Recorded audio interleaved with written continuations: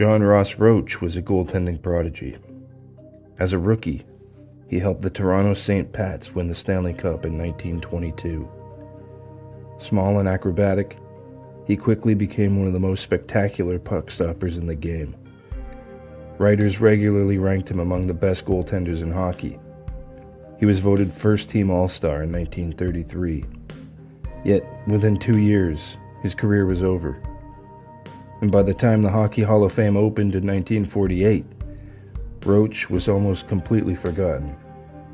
What happened? It was no secret that John Ross Roach had a bit of a drinking problem.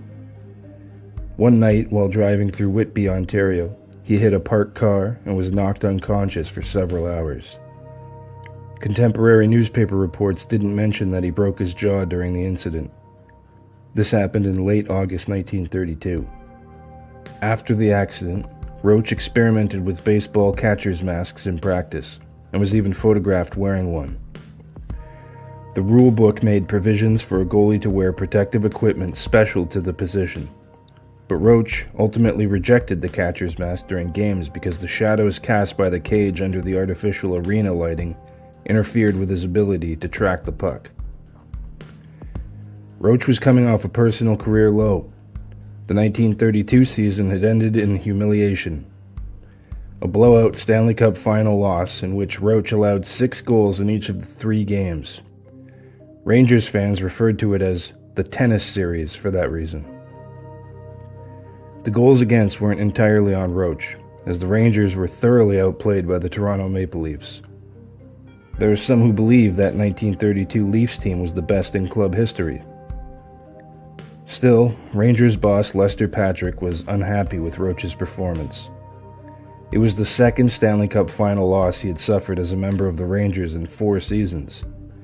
To this day, he remains the only Rangers goalie to lose in 2 different Stanley Cup finals.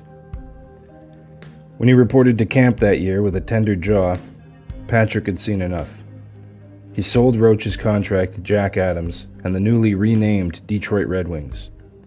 They had been called the Falcons the year before. That season, 1932-33, was one of Roach's best. Through consistent play, he outdueled Charlie Gardner, widely considered the game's best goaltender, and was voted first-team All-Star. He led the league in wins that year with a career-best 25. He placed third in a tight Hart Trophy race and finished with a goals-against average under 2 for the 4th time in his career. He remains one of only 10 goalies to do so. In the playoffs, the Wings breezed past the Montreal Maroons in 2 straight and found themselves in a semifinals showdown with the New York Rangers. The Rangers got the better of Roach with sneak plays that gave him no chance to make a save. The Rangers would go on to capture their 2nd Stanley Cup victory with a smart, smothering style, conservative but opportunistic offense, and timely goaltending from Roach's aptly named replacement, Andy Aikenhead. The Rangers were simply the better team, but the perception lingered. The Rangers had decided they could not win with Roach.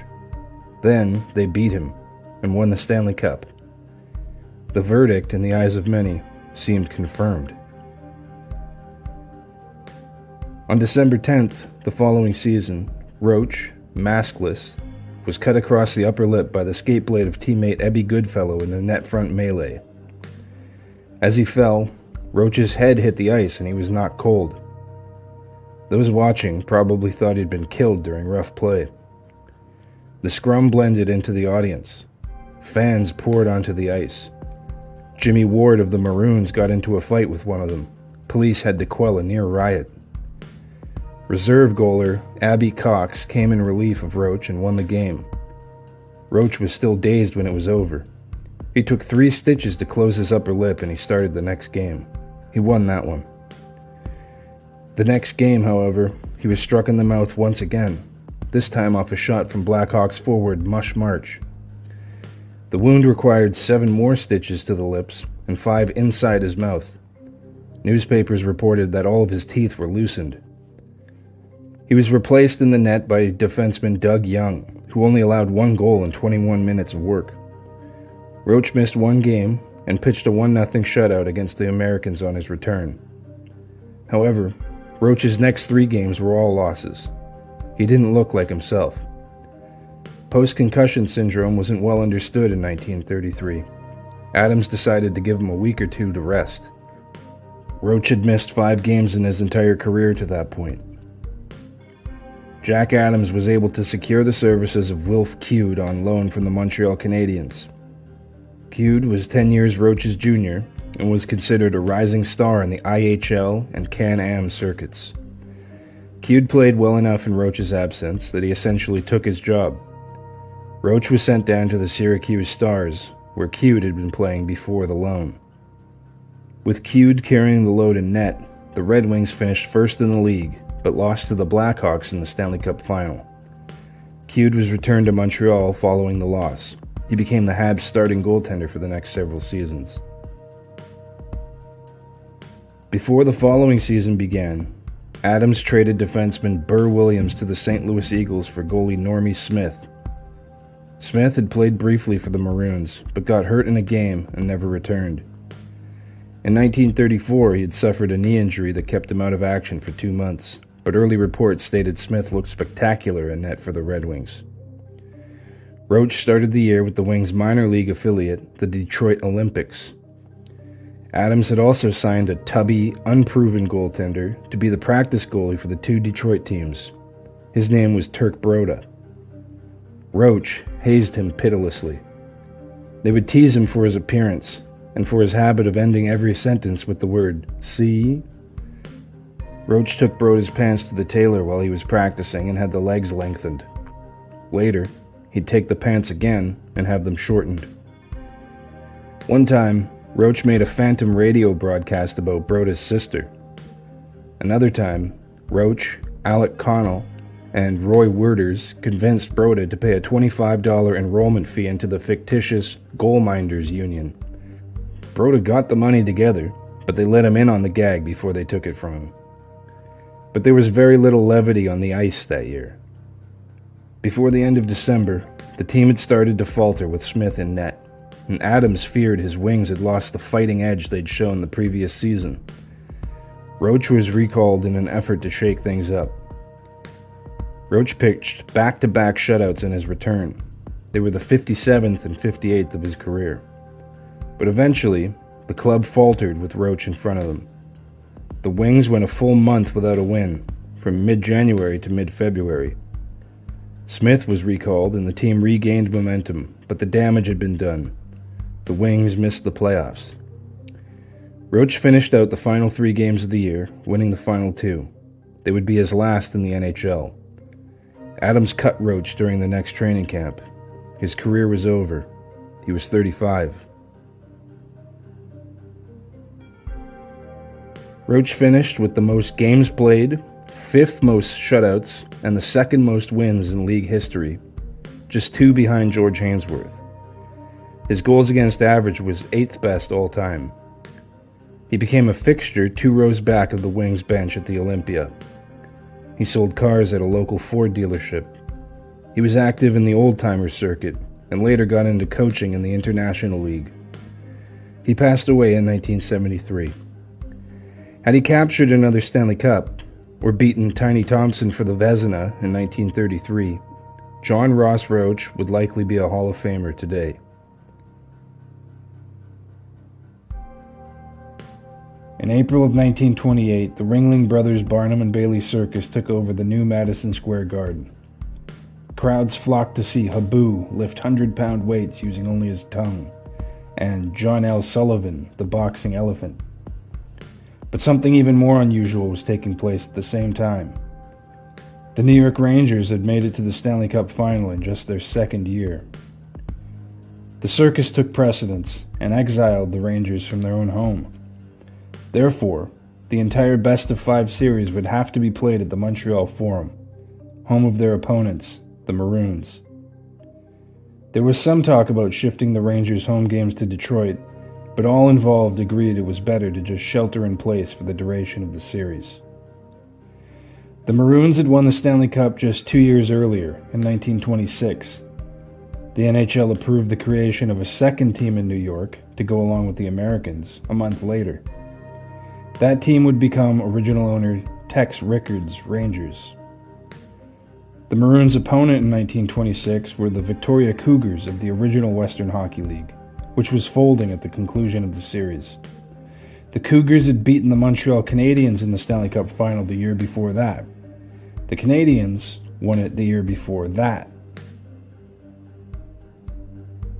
Lester Patrick had been a major on-ice contributor to those Cougars teams. When the league folded and his Cougars lost the final, he retired as a player at age 42 and moved to New York to coach Texas Rangers.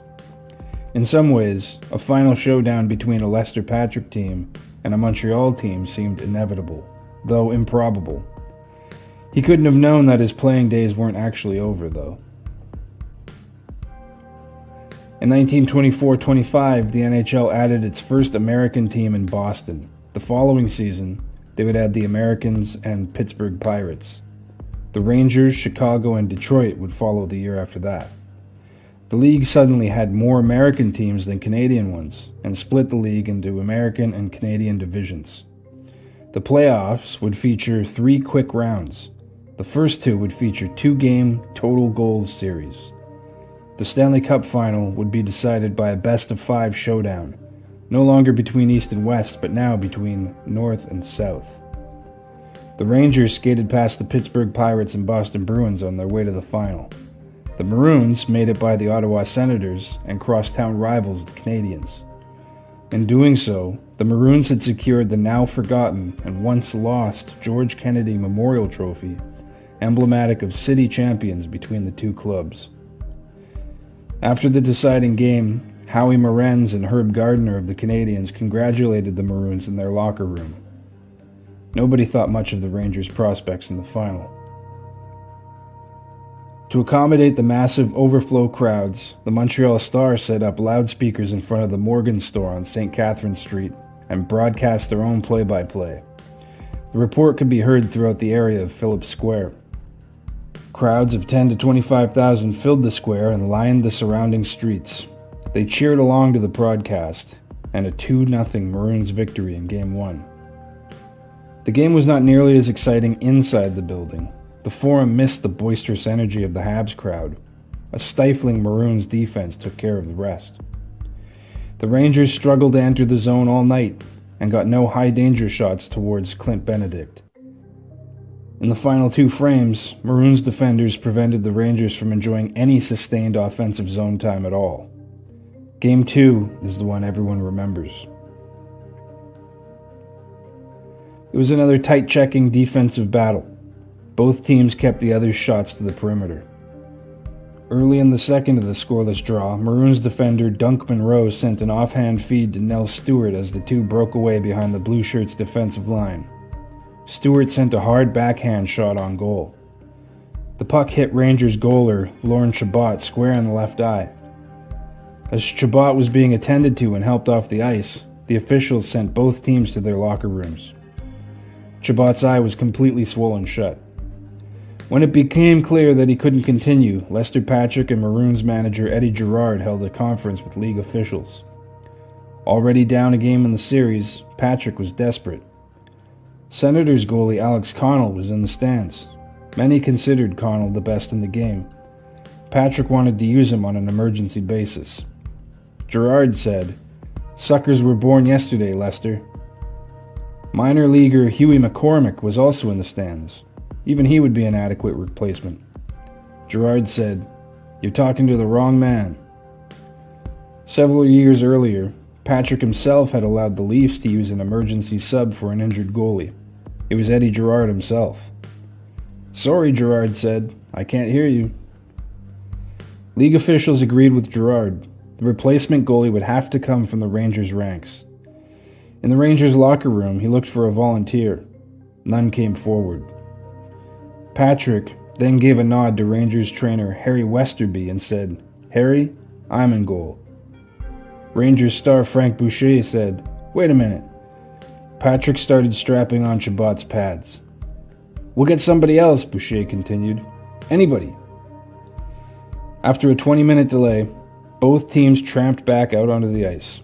The 44-year-old Patrick took his spot between the pipes. A Hall of Fame defenseman during his playing days, Patrick had never played goal a day in his life. The Rangers defenders understood the assignment. They boxed out anyone who tried to get in close. Early defender Taffy Abel played the game of his life, roughing up the Maroons and limiting their shot attempts. It took 5 minutes for the Maroons to sneak a shot on goal. It was a weak one that skidded along the ice surface.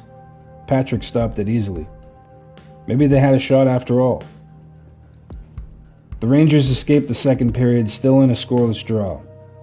Just seconds into the third, Bill Cook scored for the Rangers on the man advantage. About midway through, hot-handed Maroons rookie Russell Oatman flipped a changeup from the blue line, which nearly caught Patrick napping. It was a smart strategy to deploy against an inexperienced goalie. A Nels Stewart strike off a Hooley Smith rebound tied the score with less than 5 minutes remaining in the third. In overtime, Patrick faced hard shots from Smith and Stewart, stopping them with a pair of beauties. The Montreal press were won over by his, quote, prodigious feats of netminding. The game ended off a Ching Johnson rush with a sloppy finish. Johnson passed to Frank Boucher in the slot. Boucher directed the puck into the net off Smith's skate. 2-1 Rangers final. After the game, it was revealed that Chabot had suffered a hemorrhage in his eye and would be unavailable for the remainder of the series. This time, the league had a plan. Member clubs only carried one goalie on the roster in those days, but the league had an emergency backup who could be used by any and all clubs who required it. That goalie was Joe Miller. He'd started the year as the Americans' regular goalie, but finished it with the Niagara Falls Cataracts of the Can Pro circuit.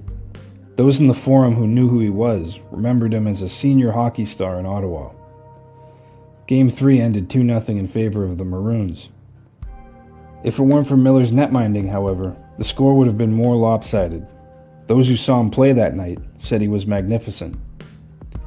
He was even better in Game 4, a 1-0 Rangers victory. Once again, Johnson and Abel did their best to shelter the man between their pipes, and once again, their best was good enough. But here's something that's almost never mentioned when the Lester Patrick goaltending story comes up. Though the Maroons came out on top of Game 3, they didn't come out of it intact.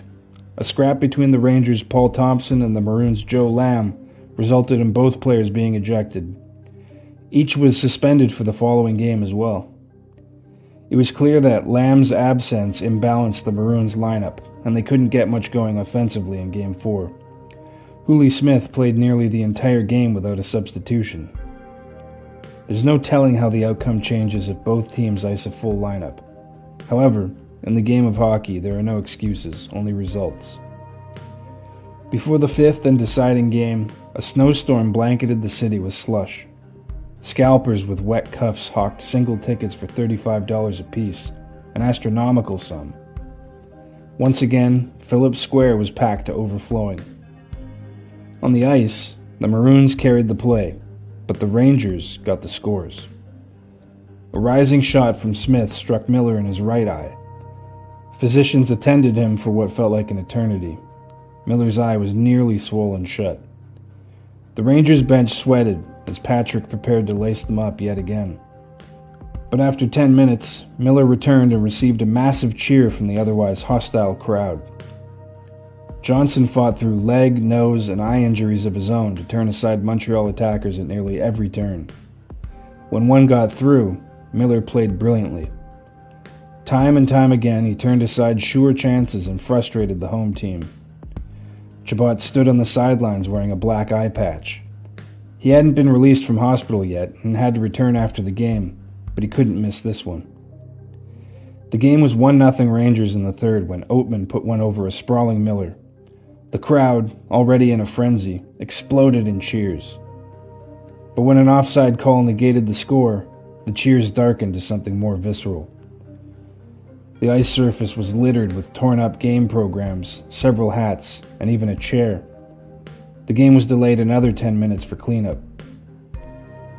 Still up 1-0 with less than 5 minutes to go in the third, Boucher squirted through the Maroons' defensive wall, broke the ankles of the lone backchecker, then deked Benedict's pants off for the 2-0 score. Montreal got within one 2 minutes later, but it wasn't enough. The Rangers became just the second American team to win the Stanley Cup after Seattle did it in 1917. They were the first American NHL team to win it, and they were the only visiting club to win a Stanley Cup at the Montreal Forum until Calgary did it in 1989. The victory solidified Patrick's net-minding feat into all-time hockey lore, but the real story was the brilliant performance of Miller and the Rangers' combination of stout defending and a balanced two-line attack. Miller was traded that offseason by the Americans to the Pirates for Hall of Famer Roy Werters and finished his NHL career with a paltry 24, 89, and 16 record on a pitiful team. No disrespect to Habu with the iron tongue, but the circumstances of the Rangers' 1928 Stanley Cup win were crazier than any circus performance. Carey Price raised his glove hand in salute of the hometown fans of Montreal. They were booing him. He was wearing the Montreal sweater. He was the 21-year-old goaltender of the future, a high first-round pick. What happened? Midway through Game 4, he had allowed 4 goals. Worse than that, he had allowed them against the hated Boston Bruins, an unforgivable crime. The Habs were facing elimination. With a goaltending legacy that stretched from Patrick Waugh to George Vezina, the Montreal faithful expected Price to stand on his head. But Price was rarely a stand-on-his-head style of goalie. His game was economical, positional, but at age 21, it just wasn't yet flawless. It would be, but not yet. A year and a half later, more booing. He had allowed 3 goals on 5 shots to start the game. But even though it was the preseason and meant nothing by definition, it was against Boston, and that meant everything in Montreal.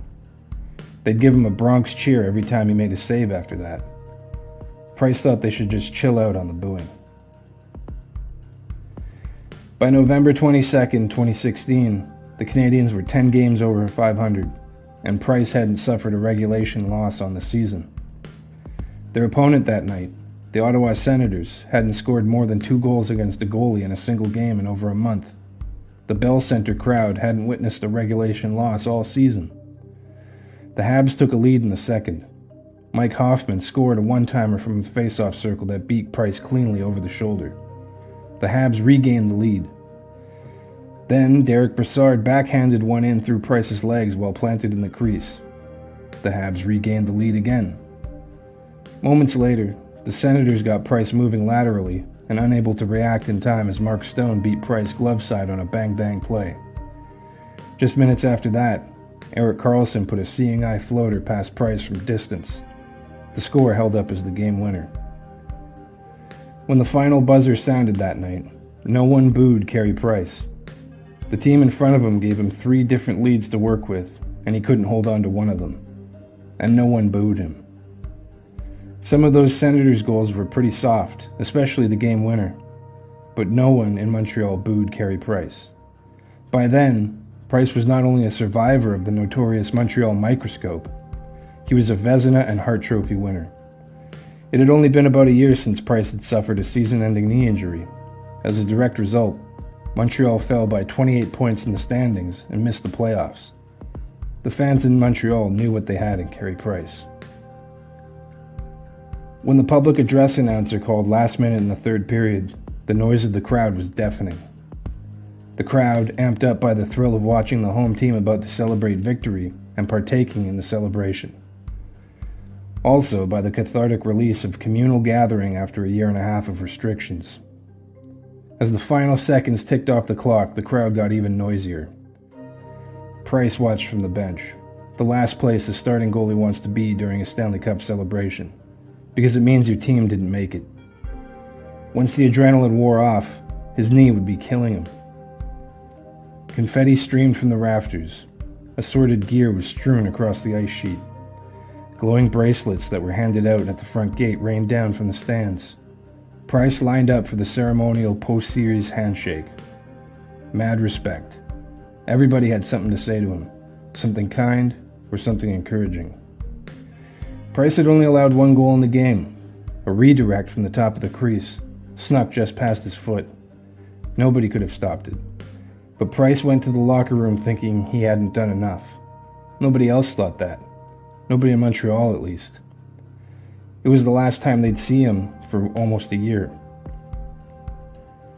For a year and a half, the fans in Montreal hadn't been able to congregate in the Bell Centre. All but 3,000 of them missed the Stanley Cup run live. When things finally returned to normal, the team on the ice didn't give them much to cheer about. After their loss in the finals, the Canadiens came back down to earth. Further than that, maybe. The team played on, but not in spirit. Something vital was missing. Not something mechanical, but something human, and everyone in the building felt it. The club's all-time leader in wins and goalie games wasn't there. There was nothing left to give. It had all been drained out on the ice.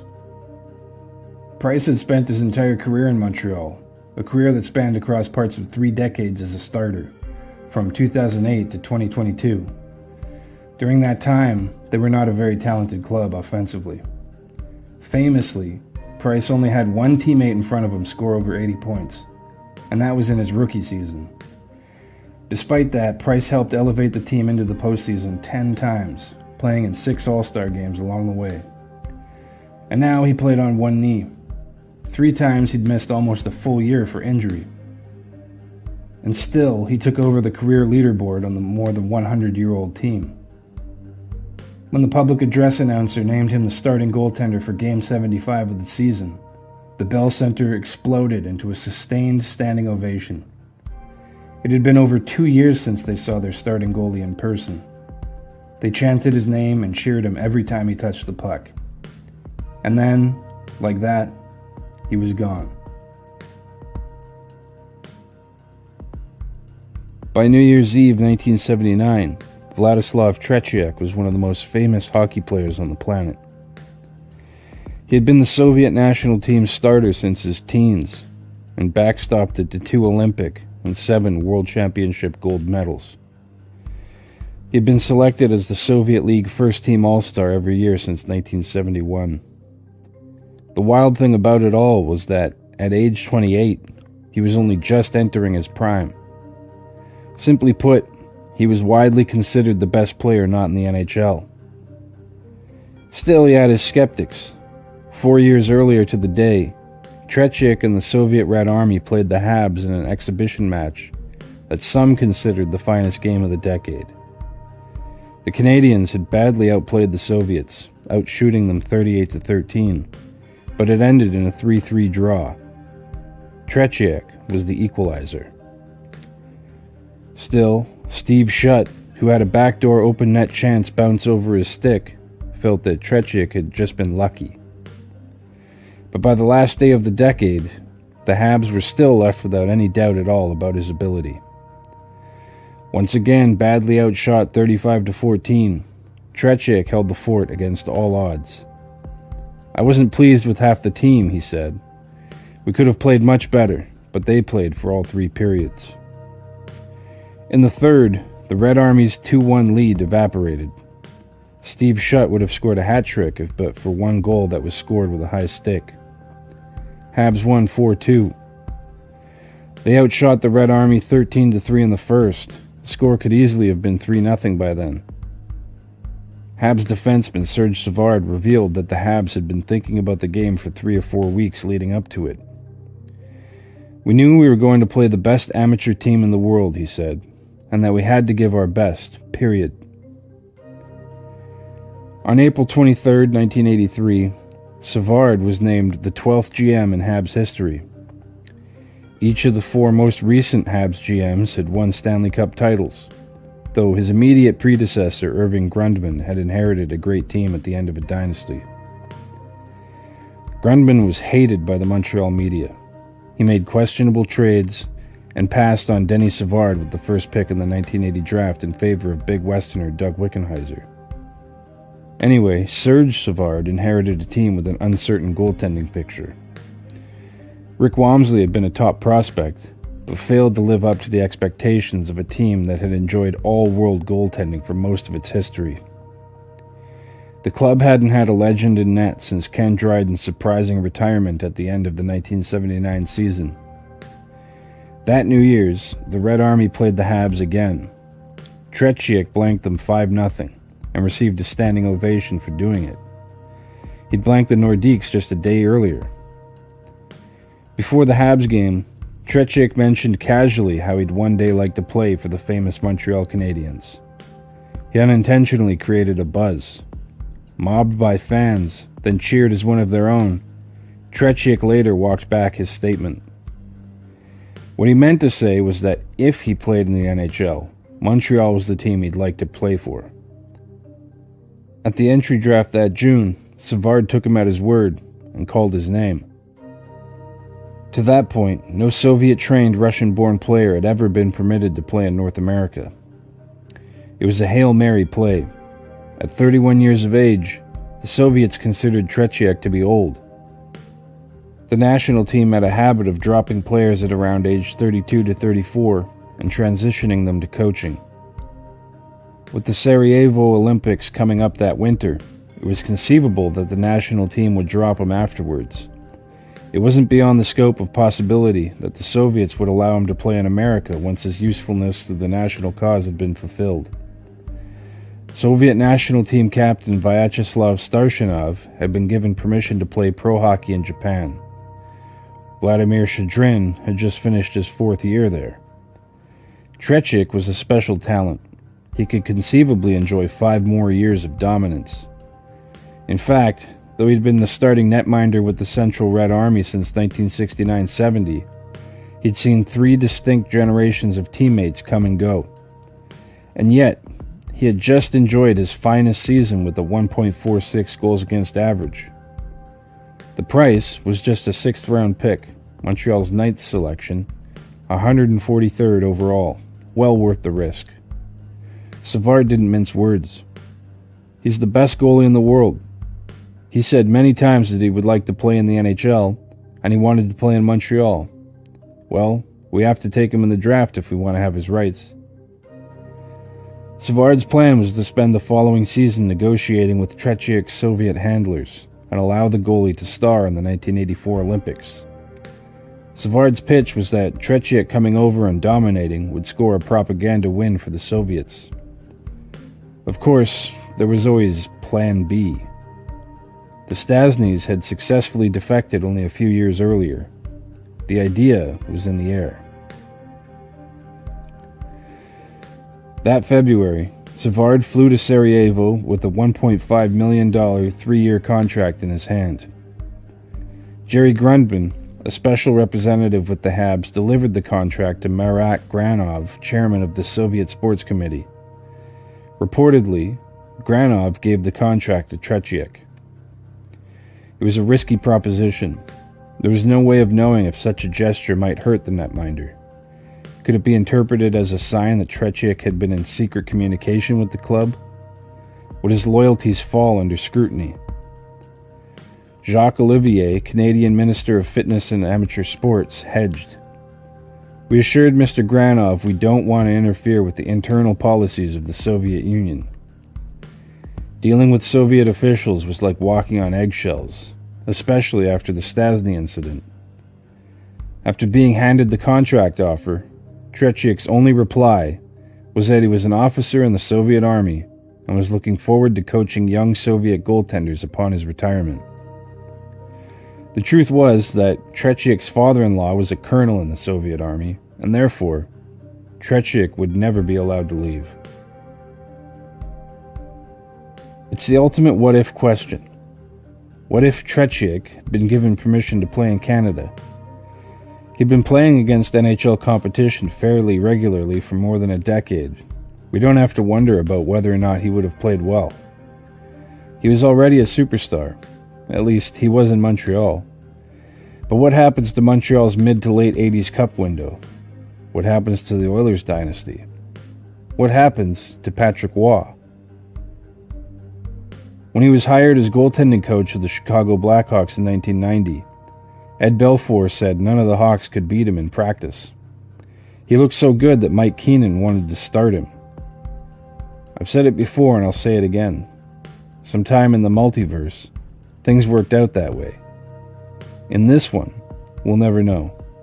but it's fun to stop and wonder about. Before we move on, if you enjoy these quiet late-night hockey stories, consider subscribing to Cold Case Hockey for many more to come. And if you'd like to support the channel further, memberships are now live. Thanks for listening, and now, back to the video. For 2 magical years, Bernie Parent was the best goalie in the world.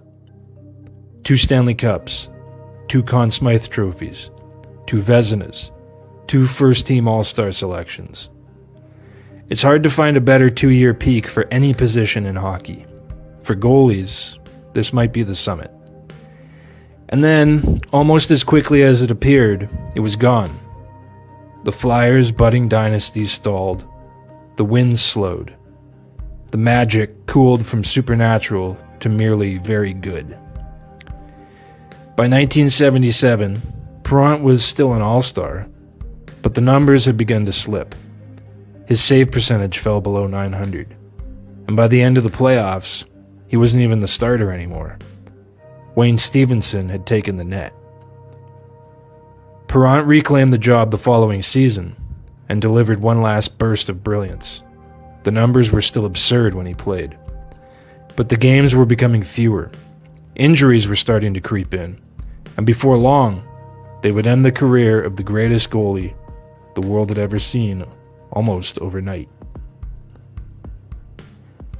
Parent cruised through the 1978-79 season like a yacht on calm waters. He was 33 years old and on the downswing of an already Hall of Fame-worthy career. Slowly increasing skill and parity around the league had begun to overcome the Flyers' once dominant grit and goaltending combo. But Parent was still among the top-tier goalies in the league and was expected to carry the load for the Flyers into the early 80s.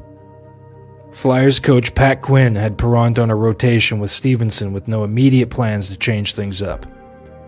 February 17, 1979, Parent's number came up in the rotation. The Flyers faced the Rangers that night. The Rangers were 5 points ahead of them in the standings, and they were both behind the Flames and the Islanders. It was the proverbial 4-point game, and there was much at stake. Philadelphia was staring down the abyss of a last-place finish. But they were at home, where Parent had always been most comfortable. He laced up his skates, strapped on his pads, and put in his contact lenses and got to work, just like any other game day. 5 minutes into the game, Bill Barber put the Flyers up 1-0. All season long, the Flyers had been forced to rally late against the Rangers. It looked like this game might turn out different for Philly.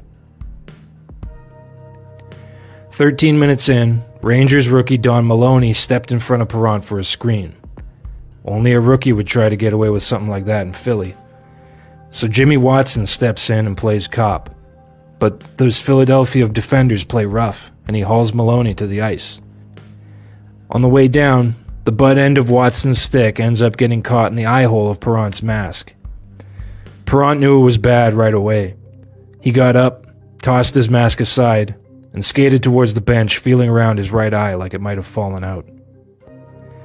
Watson got called for holding on the play. Parent was taken to the hospital. Initial reports from the Flyers suggested Parent would be out at least a week, maybe 2. For the moment, he was blind in that eye. He had suffered conjunctival abrasions with 2 cuts on the whites of his right eye. Doctors said the damage may have been made worse by the fact that he wore contact lenses. Bleeding in the internal chamber of the eye was also detected. By the end of the week, the news turned grim. Rumors began to surface that the injury might be career-threatening. At that point, he still couldn't see. All told, he had suffered 7 distinct injuries to the eye, 5 of which healed, but 2 were chronic. A constant buildup of pressure and dislocation of the lens caused problems with focus and depth perception.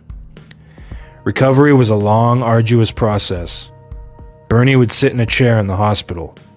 The doctor would toss a tennis ball to him and he couldn't catch it. How could he be expected to catch a slap shot? Ultimately, the doctors pulled the plug. At the end of May of that year, the Flyers called a press conference at the Spectrum. Bernie, wearing dark glasses and looking despondent and unshaven, was still in shock as he sat there, cameras flashing. On the advice of 3 expert ophthalmologists, Bernie announced his retirement. Hockey careers usually wind down slowly. Perron had already cemented his place as a legend of the game. The next few years were mapped out in front of him. He would mentor the next wave of Flyers goalies while continuing to provide a steadying presence and leadership to a team in transition. But Perron's career stopped cold. When he missed training camp, that's when it hit him. On opening night of the next season, the Flyers retired Perron's jersey. He should have been starting that game. He was depressed. He was a young man in the prime of his life, and his career had been wrenched from him. For a while, he turned to alcohol, just long enough to recognize what a problem it was, and what a crutch. Perron wasn't the first post-career athlete to find himself feeling rudderless, and he wouldn't be the last. After successfully enlisting the aid of Alcoholics Anonymous, he found his compass. In the summer of 1982, the Flyers announced that they were bringing in Bernie to be the goalie coach. Interestingly, he was replacing Jacques Plante, who had mentored Bernie during their time together in Toronto. A decade earlier than that, in Montreal, Bernie would stare out the front window in fascination as the famous Plante would bound up the front steps of his neighbor's house to visit his sister. Now, Bernie was going to impart everything he had learned to the next generation of Flyers goalies. During his time as goalie coach, Pelle Lindbergh, Bob Froese, and Ron Hextall all won Vezina or Jennings trophies. He left the post in 1990 to focus on business pursuits. But Bernie never left the Flyers. One of the great thrills for Flyers fans attending home games was the chance to meet Bernie Perron. He'd always be there, greeting fans on the concourse, the team's goodwill ambassador. In 2011, Bernie suited up for the Flyers one last time in the alumni game before that year's Winter Classic. It came against the Rangers. The alumni game featured many Flyers and Rangers legends, but the biggest cheer came when the public address announcer introduced Perron. He smiled warmly as he skated toward his goal crease, waving to the crowd as 45,000 fans cheered and chanted his name. It was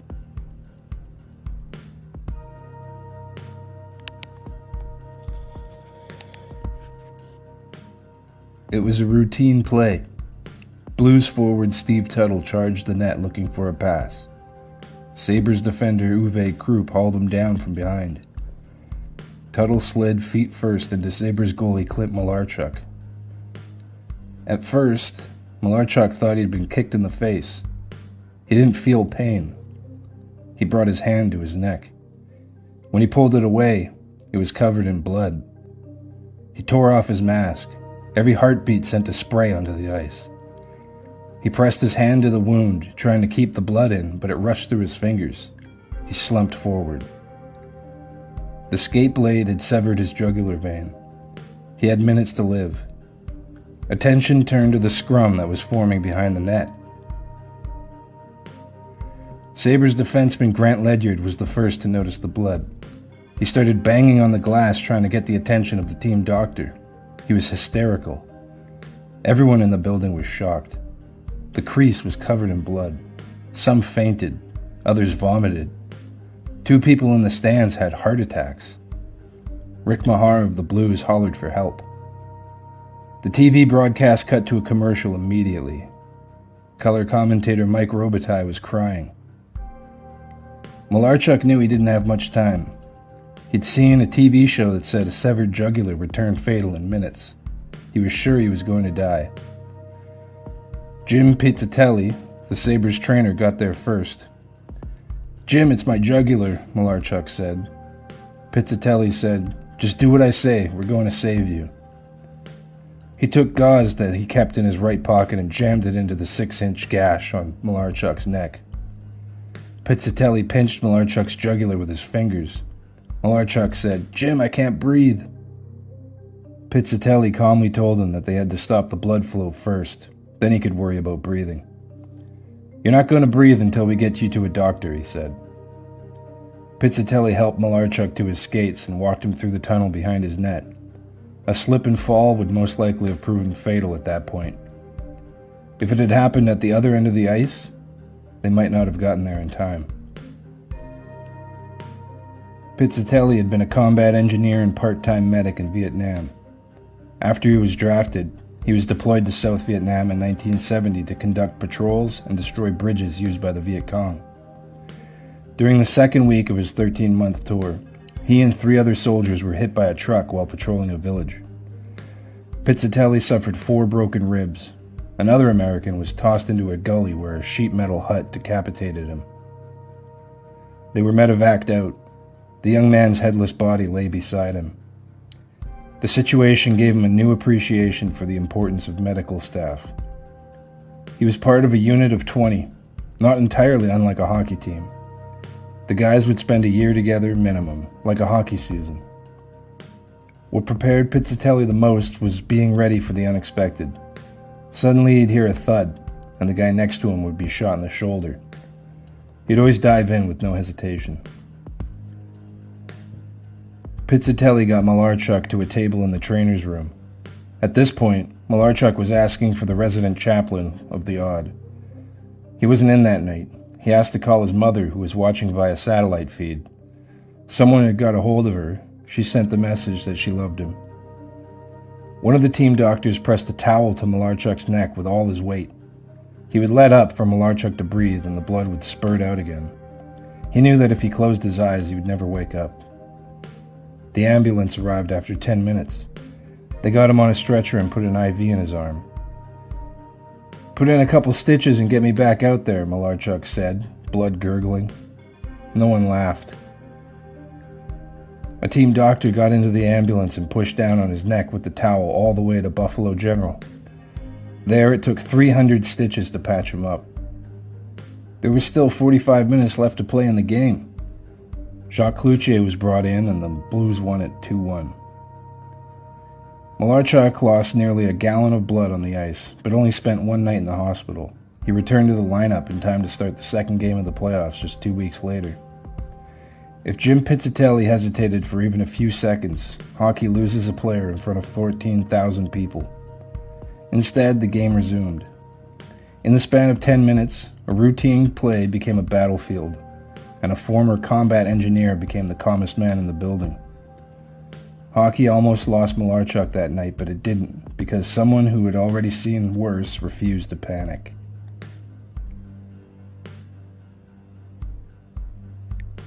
Everywhere Rogie Vachon went in 1978, the conversation followed him.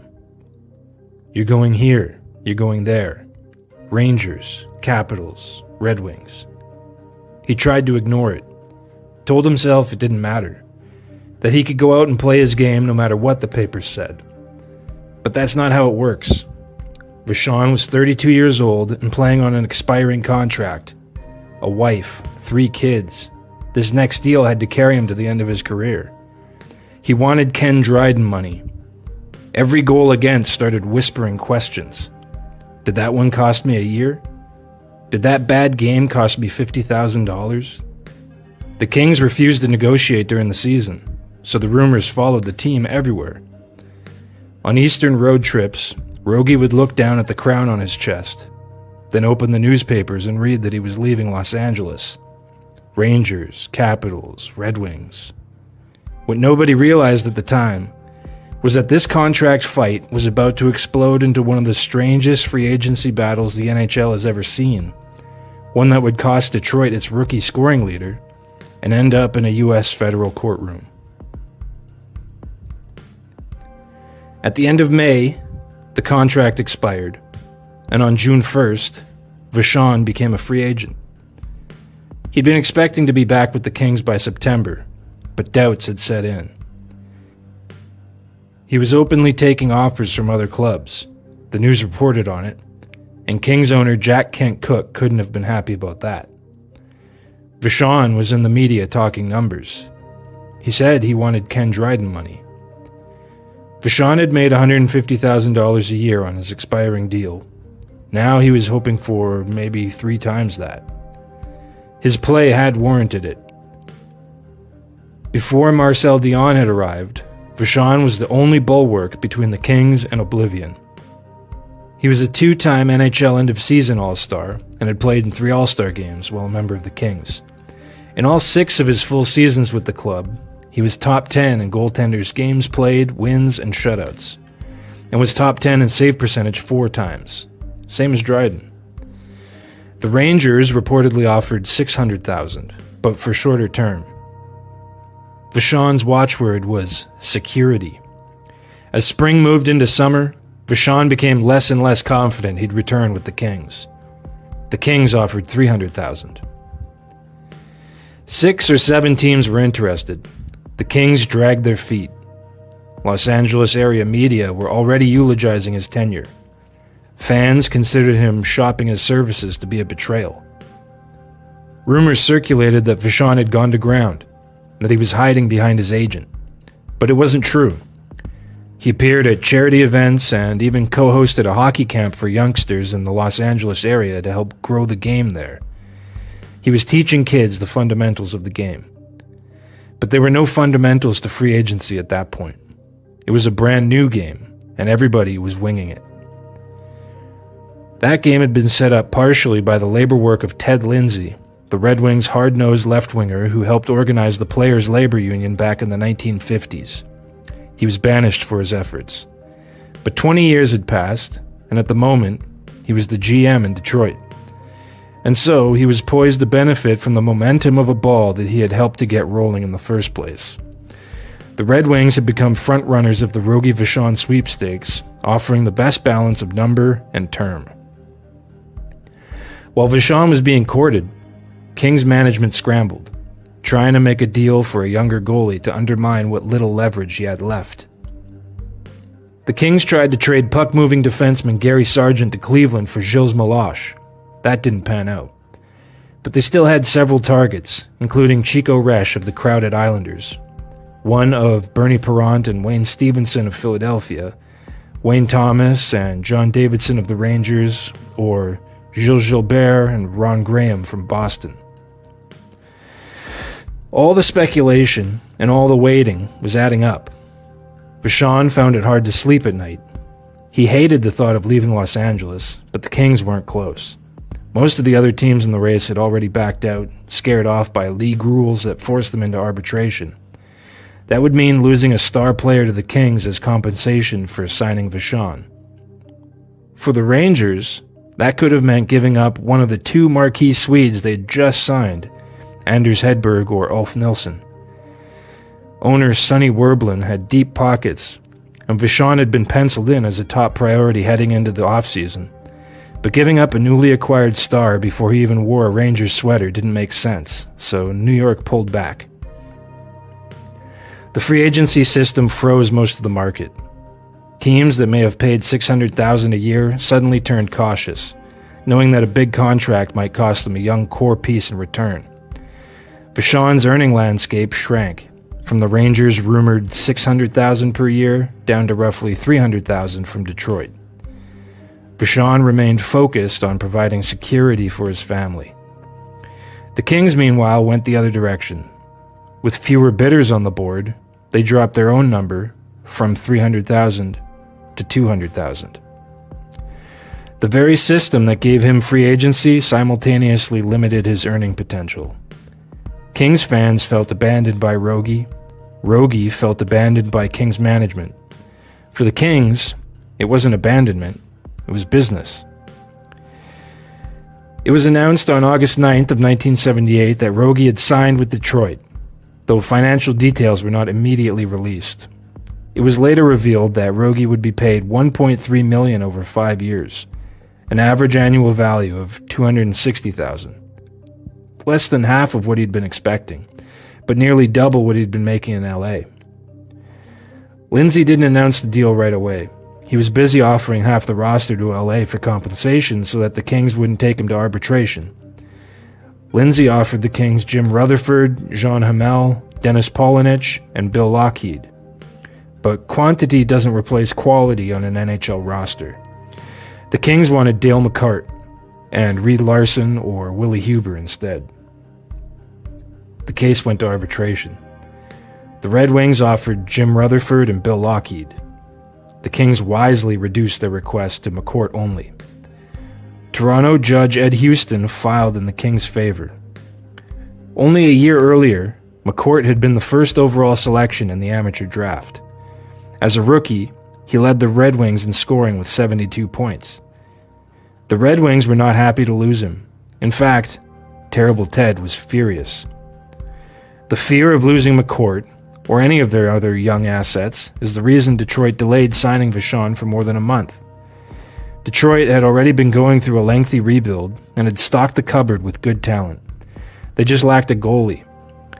Vachon's annual number went down by more than half in hopes of lowering the arbitration hit. It didn't work. As disappointed as Wings management was over the loss of McCourt, it was nothing compared to the fan reaction. Thanks to McCourt, Wings fans were excited again. Then, thanks to an international judge's decision, they'd lost him after just a single year for a 33-year-old goalie. Now, they stood outside Olympia Stadium demanding answers. Some ranted, others were dumbfounded. They promised a petition drive. It wasn't the first time the Red Wings had lost a bright young talent to Los Angeles for obscure reasons. Marcel Dion had been shipped out only 3 years earlier after contract disputes left him unhappy in the Motor City. Dion became one of the brightest stars in the league. Now, Red Wings fans were helplessly watching it happen again, and this time, the player actually wanted to be there. Shockwaves from the signing reached Los Angeles in a couple different ways. McCourt refused to report. He filed a suit in U.S. District Court through lawyer Brian Smith, naming the Kings, Red Wings, NHL, and NHLPA as defendants. The suit alleged restraint of trade, restraint of employment, 2 counts of breach of contract, and abuse of an arbitration award. McCourt's case was that he had signed a contract with the Red Wings on the understanding that he'd be playing in Detroit. McCourt asked for the arbitration settlement to be canceled or his contract terminated. Judge Robert Damascio sided with McCourt, ruling that compensation requirements for NHL free agent signings represented a restraining of trade. Damascio said that the rule discourages NHL member clubs from seeking to sign free agents, depresses player salaries, and robs them of the opportunity to put their talents on the free agent market. He went on to suggest that compensation can be obtained just as easily through wisely selected draft choices. McCourt reported to Red Wings camp in Kalamazoo, a happy man. He had nothing against LA, but coaching staff and management had treated him very well in Detroit. For the time being, it was the only place he wanted to play. The Kings were left without what they thought was just compensation for losing Vachon. They claimed in court that the loss of their star goalie resulted in a net loss of $300,000 in season ticket sales. With this in mind, observers get a glimpse into why the Kings were playing such hardball during free agent talks. They were in a no-win situation. Either way was going to cost them $300,000. Ultimately, Vachon didn't even see that kind of money. The Kings also had another, even more visceral problem on their hands. For the moment, they didn't have a goalie, but they had a couple solutions in their back pockets. Vladimir Dzurilla was the breakout star of the 1976 Canada Cup tournament. For more on that, see our previous video. He'd given the Canadian club fits, though in a losing effort. Now, the Czechoslovakian authorities had given him permission to leave the Iron Curtain and look for work. Dzurilla was already 35 years old, 2 years older than Vachon, but the Kings offered him a 2-year deal as a stopgap while they searched for or developed a younger replacement. But ultimately, he signed in West Germany. The Kings also kicked the tires on John Davidson, but that went nowhere. The Kings went into training camp without a legitimate number 1 goalie. The top AHL netminder, Mario Lessard, had been named second-team All-Star at his position in 1978, but the club was impatient. and the solution they chose would turn out to be disastrous. Detroit had swung for the fences, knowing the risks, and won both the goalie they wanted and kept the prospect they coveted. But all the tension and drama had frayed nerves around the club. At a summer meet-and-greet function, while the McCourt situation was still up in the air, a boisterous woman told Vachon she was going to boo him after every goal he let in. Vachon knew he had to win over the fans.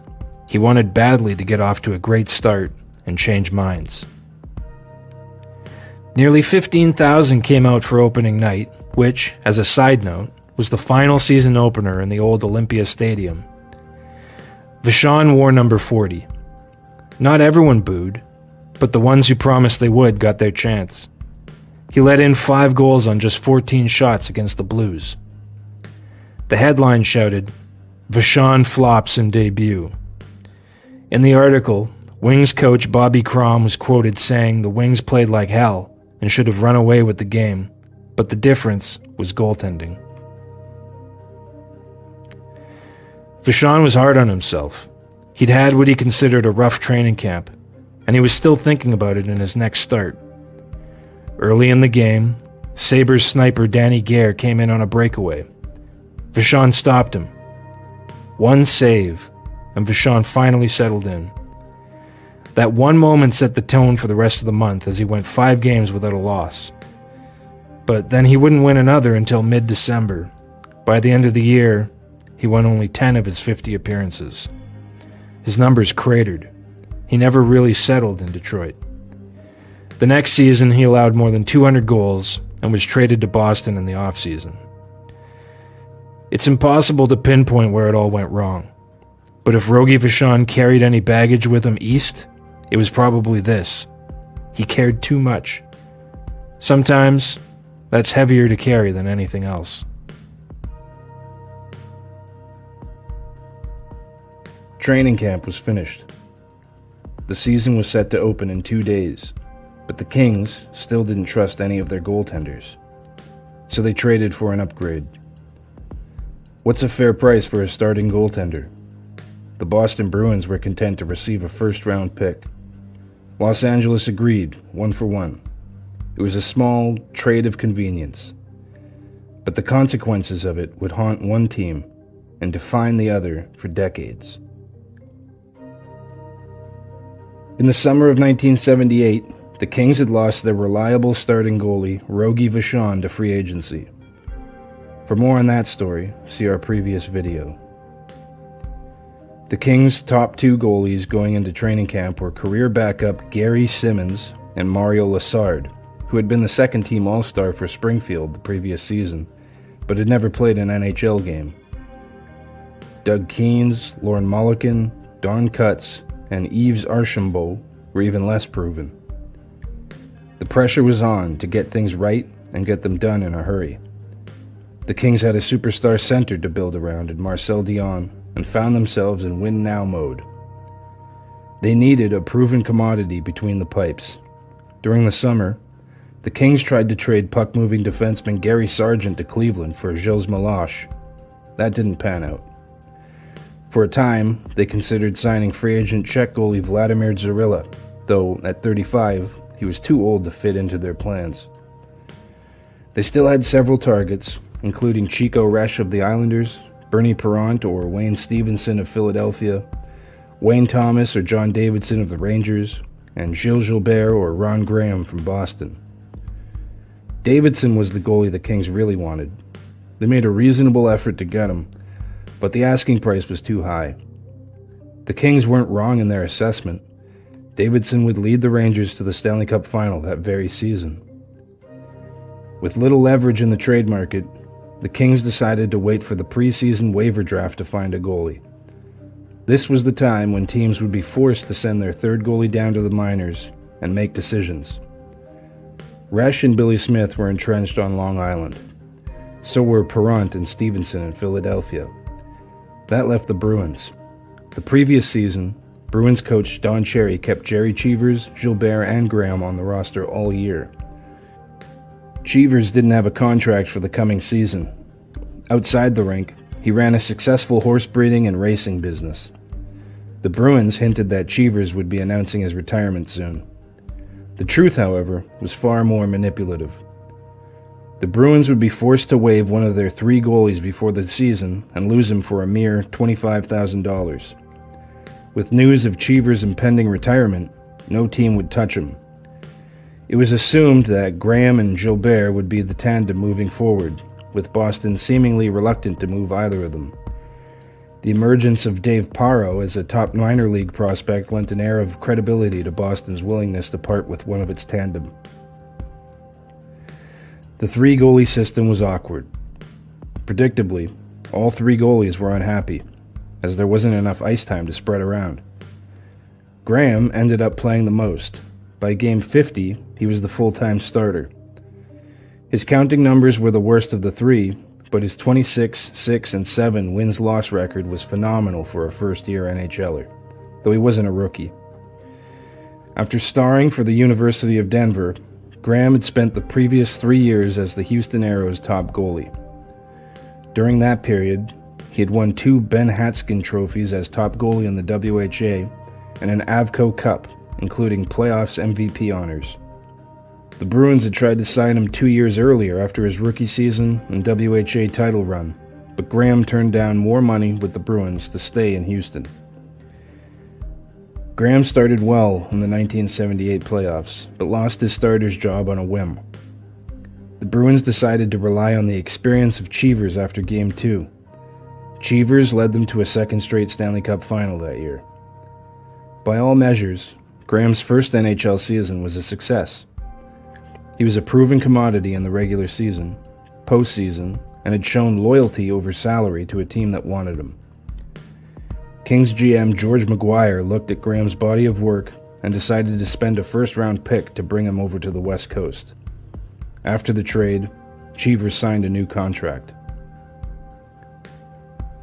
The Kings had their goaltender of the future. At 28, Grahame was 5 years younger than Vachon and was at the age that most goalies begin to hit their prime. But there were those in the hockey world who criticized the trade right away. Some thought Grahame wasn't worth a first-round pick. When the season opened, attendance was down nearly 4,000 a game. The Kings had let Rogie walk in hopes of saving money. Early gate receipts showed a greater loss. A few in the sparse crowds chanted, "Rogie, Rogie," as Grahame struggled in front of a porous defense. He allowed 28 goals in the first 6 games of the season. Reports indicate that despite the poor record, Grahame played well. The Kings lost Sargent to free agency during the offseason. His ability to move the puck out of trouble was sorely missed. In game number 7 of the season, coach Bob Berry gave Lessard his first NHL start. Berry had been Lessard's coach in Springfield the previous year. He thought that Lessard had been the best goalie in the AHL and trusted him. Lessard responded with a shutout. He was just the 4th NHL goalie to pitch a shutout in his debut. He played even better in the next game, a 5-1 victory over Washington. During the performance, the thin Los Angeles crowd exuberated into spontaneous outbursts of "Mario, Mario." By the quarter mark of the season, Lessard took over the starter's job. He finished the year with an .894 save percentage in 49 appearances and helped the Kings into the playoffs. Grahame, meanwhile, finished the year with an .862 save percentage in 34 appearances. In late June, it was announced that the NHL Amateur Draft would be rechristened the Entry Draft, as NHL teams would be selecting underage players who had spent the year in the WHA. The league also decided to lower the age of eligibility from 20 to 19 years old. This meant that the 1979 Entry Draft would feature 2 draft classes worth of talent. The Kings finished the year with the 8th worst record in the league, and so the 8th overall pick in the draft would go to Boston. Bruins GM Harry Sinden had identified his man. He was a 90-point junior defenseman, a first-team All-Star. It was Keith Brown of the Portland Winterhawks. He was a rugged defender and a hard worker, one who seemed to fit the Bruins mold. But when Brown was taken with the 7th pick by Chicago, the Bruins scrambled for a consolation prize. They chose Ray Bourque.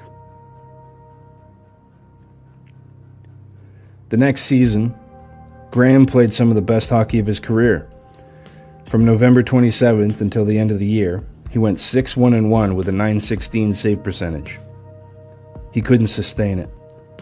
By late January, he allowed 19 goals in 3 games. He finished the year on a 1-7 run. Bourque, meanwhile, won the Calder Trophy.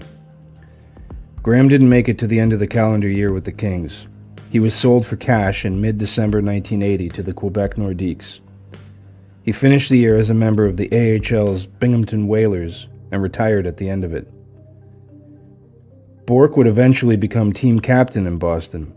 He was the face of the franchise, would go on to win 5 Norris trophies, and become the only defender to reach 400 career goals. The Kings featured a top 5 talent in the game in Dion and never made it out of the second round of the playoffs. They suffered the humiliation of 4,000 to 6,000 empty seats nightly until Gretzky arrived in 1988. In the meantime, Lassard was voted a second-team All-Star in 1981, but he would falter the following year. The goaltending situation overall would remain unsettled until Kelly Hrudey arrived with Gretzky. It was a symptom of a larger problem. Owner Jack Kent Cooke had been one of the most vocal and hands-on owners in the league. No matter who it was, the Kings GM would act as a proxy for Cooke. Between 1969 and 1977, the Kings traded away all but one of their first-round picks for short-term veteran help. Tim Young, the lone first-round selection they'd made during that time, was shipped out a month later for a second-round pick. Yeah, you heard that right. They traded a first-round talent for a second-round pick. Young put up 95 points with Minnesota in 1977, the same year Dion struggled through a shoulder injury. What did the Kings have to show for all the wheeling and dealing of first-rounders by the end of 1980? Mike Murphy, Glenn Goldup, and Dion. Even then, Murphy and Dion were acquired through pieces already exchanged for first-rounders. However, had they hung on to their top picks, the Kings could have drafted Reggie Leach or Darryl Suttler, Larry Robinson, Steve Shutt or Bill Barber, Bob Gainey or Rick Middleton, Brian Trottier or Danny Gare, Mike Bossy or Ron Duguay. Hitting on any of those picks might have been franchise-altering. On February 21, 1985, St. Louis Blues general manager Ron Caron shipped starting goaltender Mike Liut and a player to be named later to the Hartford Whalers for goaltender Greg Millen and Whalers captain Mark Johnson. At the time, the Blues were in first place in the Norris Division and had recently enjoyed a 12-3-4 run. As a hockey trade, the timing didn't make a lot of sense. Liut had been a heart and soul guy in St. Louis, part of a strong core which included Bernie Federko, Joey Mullen, Rob Ramage, and Captain Brian Sutter. Liut had been an award-winning goaltender with the Blues and was considered elite at his position. So why did the Blues trade away their franchise goaltender? The 1970s were unkind to the Blues. Since Glenn Hall's retirement in 1971, stability in net had been elusive, and as the decade wore on, fan enthusiasm followed suit. Consequently, attendance fell from league best in the early 70s to near the bottom by the end of the decade. Mike Liut had been drafted by the Blues in 1976 but didn't sign with them. After finishing his amateur career at Bowling Green University, Liut signed with the New England Whalers of the WHA and was then traded to the Cincinnati Stingers. There, he was able to quietly work his way up the ranks of the Stingers from a backup with a post-4 goals against average to a chain-starting, sub-350 stabilizer. When the WHA merged into the NHL, it did not take the Stingers with it. The club folded, and Liut's NHL rights reverted to the team that had originally drafted him. The Blues brought him in to be the backup to long-suffering incumbent Ed Staniowski. Before the halfway mark of the 1979-80 season, Liut had established himself as the better goalie and once again took the bulk of the starts to finish the year. His play was crucial to the Blues' 32-point improvement in the standings. Before long, his large frame, thoughtful nature, and college pedigree had hockey people comparing him to Ken Dryden. In 1980-81, he won the Lester B. Pearson Award for Best Player in the League as voted by the players. This time, the Blues improved by 27 points and finished as the second-best team in the league. The Blues' defense was weak. The best defenseman was Jack Braunscheidel, who probably would have been the third or fourth best on most teams. He was also voted first-team All-Star and pitched a 25-shot shutout in the mid-season All-Star game. Liut even came second to Gretzky in the closest Hart Trophy race to date. It also just so happened to be a contract year. Blues GM Emile Francis rewarded Liut's breakout with a 5-year contract worth $900,000 annually. While the Blues wildly ascended the standings, attendance saw only a modest uptick. The club had been purchased by R. Hal Dean on behalf of Ralston Purina in July 1977. When Dean retired in 1979, the Blues lost its strongest internal advocate. By the time Liut won his Pearson, Ralston Purina saw the franchise as an albatross. The company was actively seeking an exit to focus on their primary business interests. The suitors were few and far between. By 1982, after taking on an estimated $8 million in losses since acquiring the team, the company was desperate to sell. They tried to sell the Blues to Bill Hunter, who had helped found the WHA. Hunter intended to move the team to Saskatoon. For a time, a deal in principle was reached, with most financing in place, but the league intervened. With the league blocking the sale, Ralston Purina sued the league. The league countersued, and the company took steps to fold the team and sell off the players' contracts. Staff was laid off en masse. Emile Francis resigned and moved to Hartford. The team didn't even participate in the 1983 entry draft. But the league stepped in, assumed control of player contracts, and prevented the franchise from being dissolved. They even found a buyer who was willing to keep the team in St. Louis. Harry Ornest bought the team at pennies on the dollar and immediately started watching the budget. The biggest ticket item in his sights was Mike Liut's contract. Liut saw the writing on the wall. He played the entire 1983-84 season knowing that each game could be his last as a Blue. By season's end, he still wore the Blue note. The off-season passed without incident. Then, the new season began. When Caron acquired goalie Rick Walmsley from the Montreal Canadiens, Liut perceived a deal was imminent. Liut understood that as soon as Caron's asking price was met, he was gone. In an odd turn, the better Liut played, the higher the chances that he would be moved. He likely assumed it would be to a contender, Boston perhaps. Then an old friend called from New England. Emile Francis was the man who had signed Liut to his big contract, and had no problem paying the rest of it out in Hartford. Liut was the exact, veteran, stabilizing force the Whalers needed to take themselves seriously. The Blues were happy. They were still in first place and now had 2 number 1 goalies to work with in Walmsley and Millen. More importantly, they saved money on the deal. Millen's contract was worth a reported $400,000 a year, while Mark Johnson's was worth an estimated $250,000, allowing the team to save $250,000 from Liut's $900,000. Johnson was flipped in the offseason in yet another cost-saving move. With Fedorko, Doug Gilmour, and Rick Mahar on the team, it didn't really make sense to keep him at that price point. Fedorko and Gilmour wound up in the Hall of Fame. Mahar would later win a Selke Trophy with the Blues. Millen and Walmsley developed into a dynamic duo for several seasons. In 1986, the duo helped the team to the conference final on a rotation. Liut led the Whalers to their best seasons, taking the eventual Cup champs, the Montreal Canadiens, to overtime with Game 7 of the division final.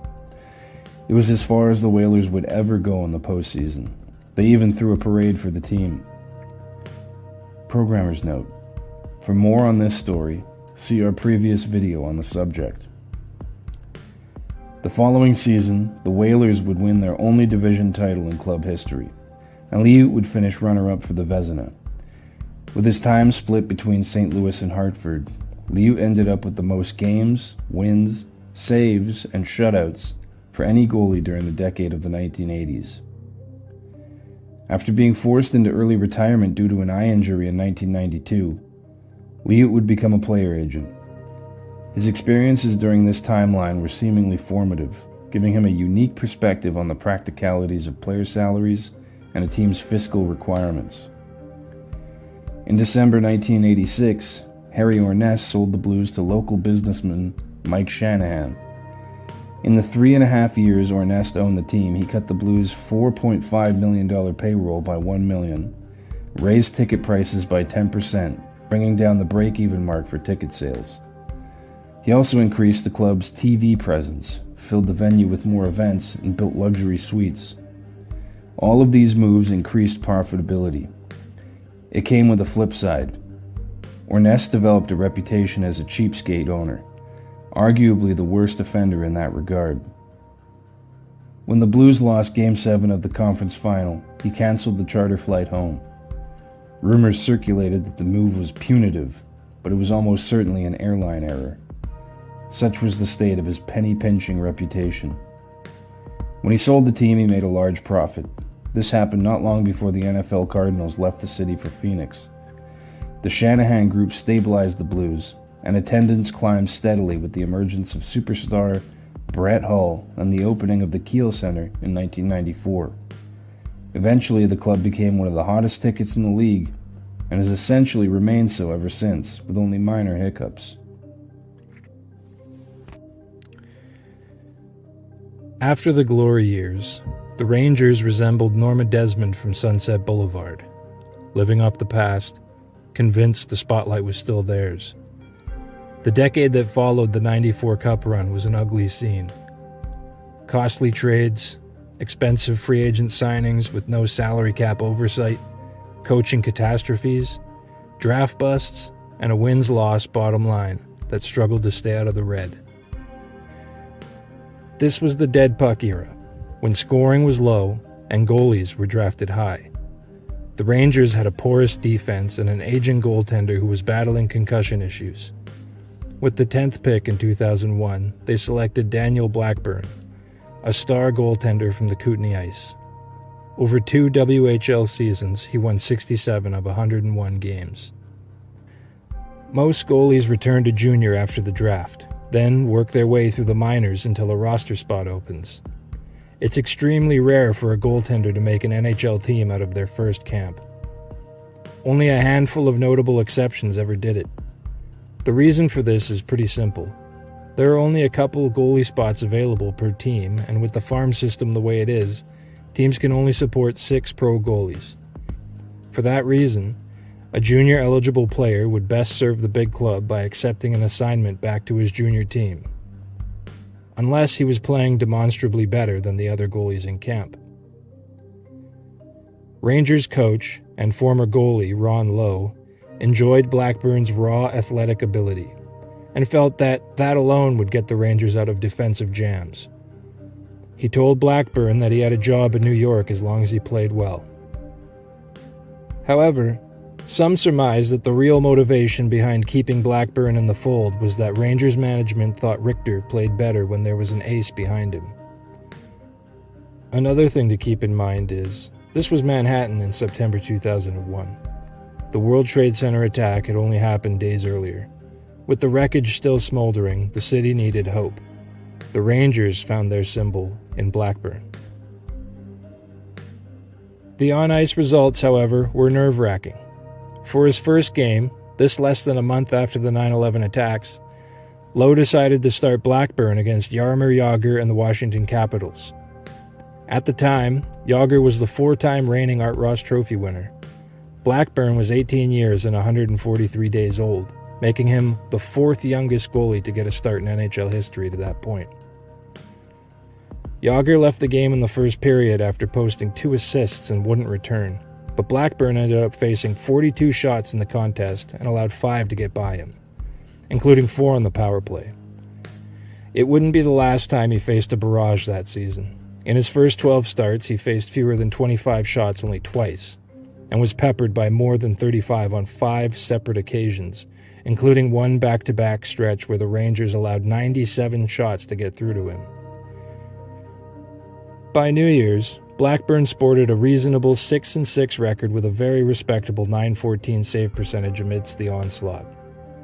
The Rangers' defense was ranked among the worst in the league at that time, but the raw athleticism his coaches had raved about showed through, and kept him on the Rangers' roster. As the season entered its second half, the Rangers found themselves in the throes of a playoff race.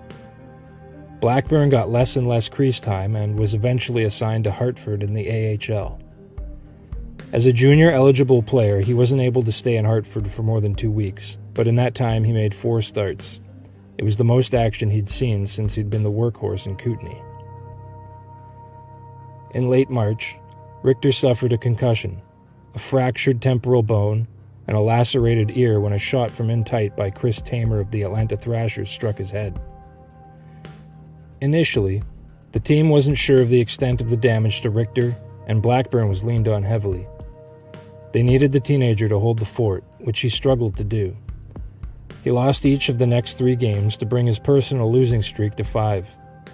With the Rangers still pushing for a playoff spot, the pressure began to mount.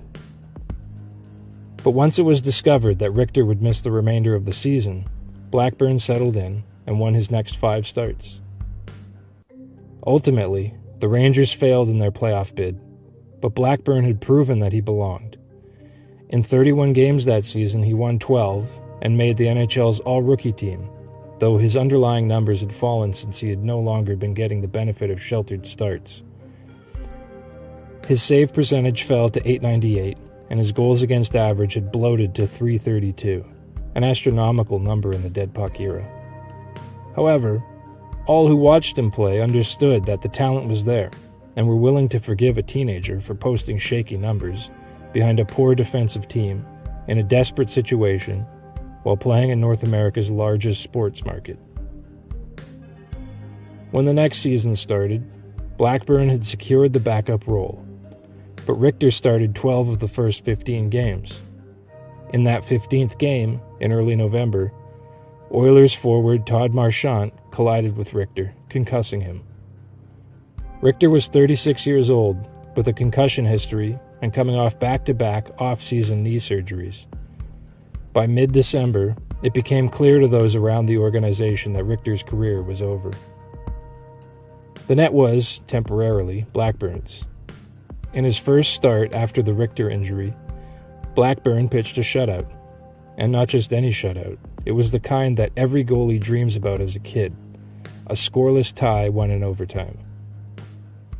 At 19, Blackburn became the everyday starter and responded well at first, winning 5 of 9 starts with a .918 save percentage. Rookie head coach Bryan Trottier rode him, starting Blackburn in nearly every game. The strain showed. His results slipped, and over the next stretch he won only twice while his save percentage dropped to .863. When Rangers GM Glenn Sather acquired goalie Mike Dunham from the Nashville Predators, he arrived as the new number 1. Blackburn surrendered the starter's net and played only 10 more times. When it was all said and done, Blackburn had stuck around all year.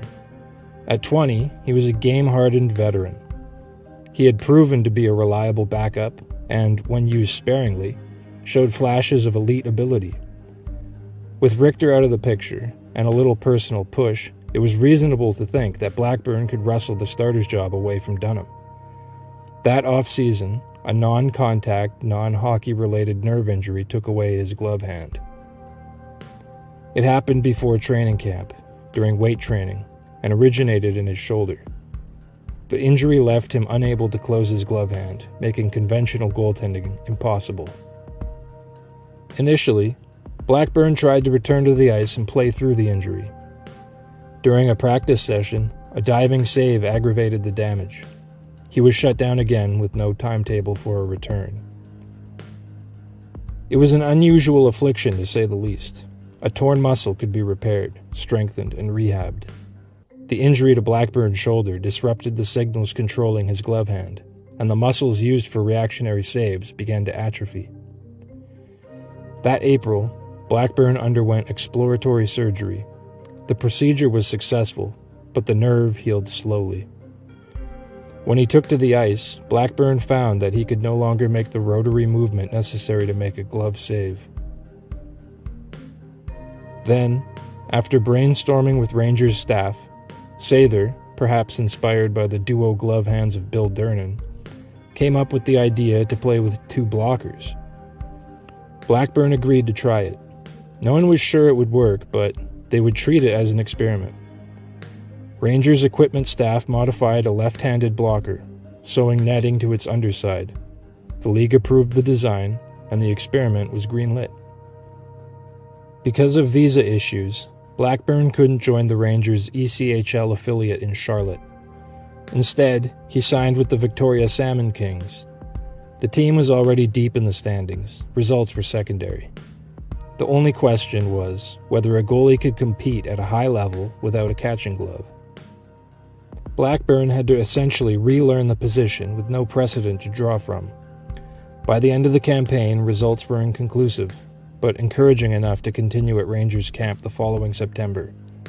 With the lockout over, the league returned with a renewed emphasis on speed and skill. For Blackburn, it was the last opening. Another pressure point emerged at camp. Blackburn was eligible for a $6 million insurance payout that would be voided if he continued playing. The choice was stark. Keep going without any guarantee his reinvented game would survive in a faster NHL, or retire due to injury and take the certainty.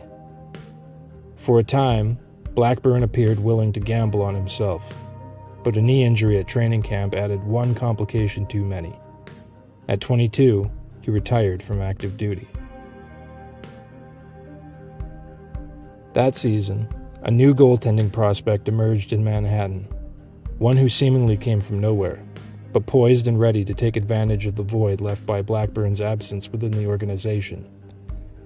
It's impossible to know how Henrik Lundqvist's story unfolds had Blackburn avoided a simple weightlifting mishap.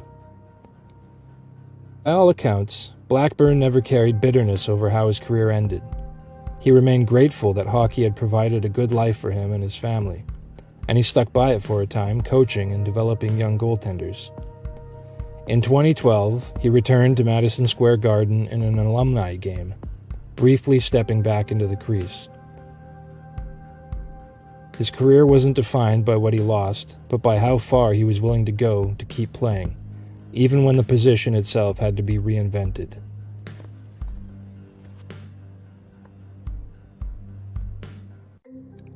By the summer of 2006, the Toronto Maple Leafs had been in win-now mode for more than half a decade. Like many unsuccessful teams coming out of the lockout, they returned with much of the same veteran core they had iced before it. With the decline of 40-year-old Ed Belfour, the Leafs intended to buy out his contract and needed a new starting goaltender. Belfour's backup, Michael Tellqvist, and third-stringer J.S. Aubin weren't viewed as long-term solutions. What Toronto did have was something most teams didn't: two elite goaltending prospects in the system. Justin Pogge, a Canadian third-round pick from 2004, and Tuukka Rask, a Finnish first-rounder. In order for Toronto to upgrade the roster of the present, one of them would have to go. Toronto believed they knew which one. If they chose wrong, the consequences would haunt the franchise for years. When the 2006 season ended and the Leafs found themselves out of the playoffs, their number one off-season priority was getting a goalie. But they knew they were going to have to give up a valuable asset in return.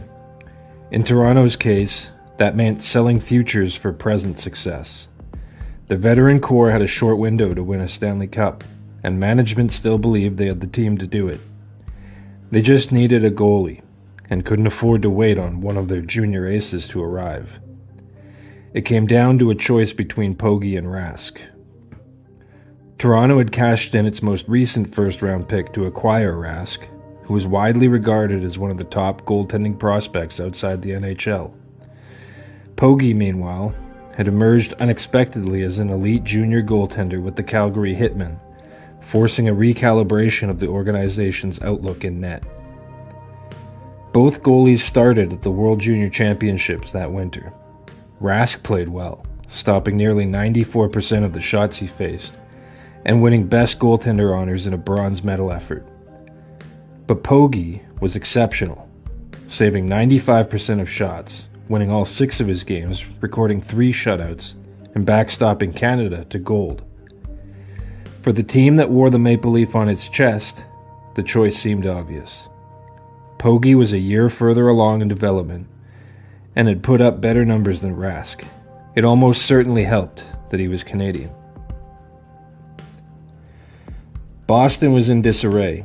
Before the lockout, they looked like a team ready to move into contender status. They had 2 strong young centers and a Calder Trophy-winning goaltender to build around. After the lockout, the Bruins discovered that the league had changed around them. They hadn't adjusted to the new standard of play and struggled in the standings. Before the flip of the calendar, they traded away their best player in a rebuilding and cost-cutting move. For more on that trade, see our first video. Raycroft found himself displaced as starter by a 31-year-old unheralded goalie by the name of Tim Thomas. Raycroft had started the year as the unquestioned starter, but he allowed 4 or more goals in 11 of his first 18 starts. By December, Bruins coach Mike Sullivan was relying heavily on backup Hannu Toivonen to stabilize the net. But when Toivonen went down with a season-ending injury in January, Thomas was called up. Raycroft was pulled in back-to-back games just after the halfway mark of the season. Thomas came in relief and played like a 31-year-old who had never been given an extended look before. Raycroft started just 4 more games the rest of the year. With Raycroft deposed and in need of a change of scenery, Boston made him available for the right price. Despite a poor season, he was still only 26 years old and entering his prime years. He also had pedigree and wouldn't be traded for nothing. Thomas had provided the Bruins with stability, but at 31 years old, he wasn't viewed as a long-term solution. Because he did provide stability, however, it afforded Boston the luxury of taking on a prospect, someone who could season quietly at the lower levels and be ready to take over for Thomas once he aged out. During draft weekend 2006 in Vancouver, several high-profile veteran goalies were up for grabs. Roberto Luongo from Florida, Evgeny Nabokov from San Jose, J.S. Giguère from Anaheim, Mark Denis from Columbus, free agent Martin Gerber, and Raycroft. Aside from Luongo, who was traded to the host team on day 1 of the draft, the cheapest option with the highest upside was Raycroft. Toronto GM John Ferguson Jr. flew into the West Coast with a mandate to come away with a new starting goalie. He also had 2 blue-chip goalies burning a hole in his pocket. One of them was already signed to a contract and the other wasn't. The choice was easy. On day 2, Ferguson traded the unsigned Tuukka Rask to Boston for Andrew Raycroft.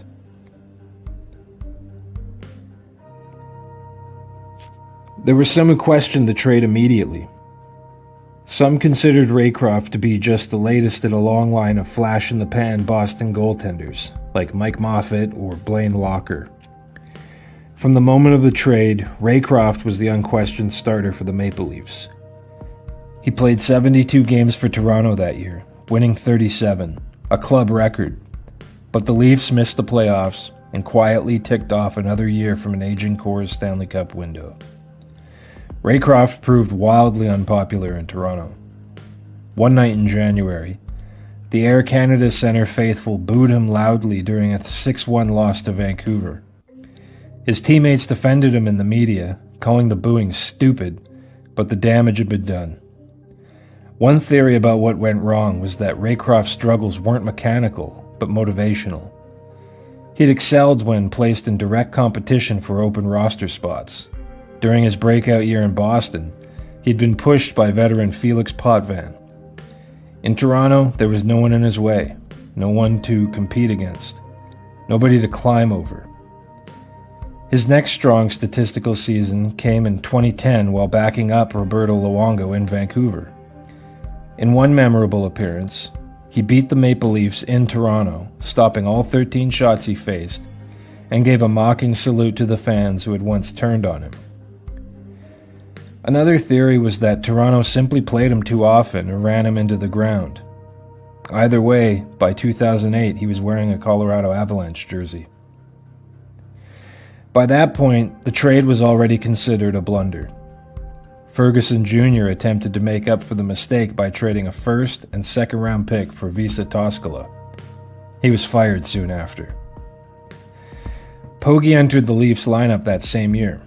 Things started well, but quickly snowballed behind a combination of poor defensive support, deployment uncertainty, and the absence of critical coaching infrastructure. With the Leafs already locked out of a playoff spot, new general manager Brian Burke claimed Martin Gerber off waivers. Pogge was perplexed. With the playoffs out of reach, why not give him the keys to the net? If he truly was the goalie of the future, that move would have made sense. Ultimately, it appeared that, to Burke, Pogge was simply baggage inherited from the previous regime.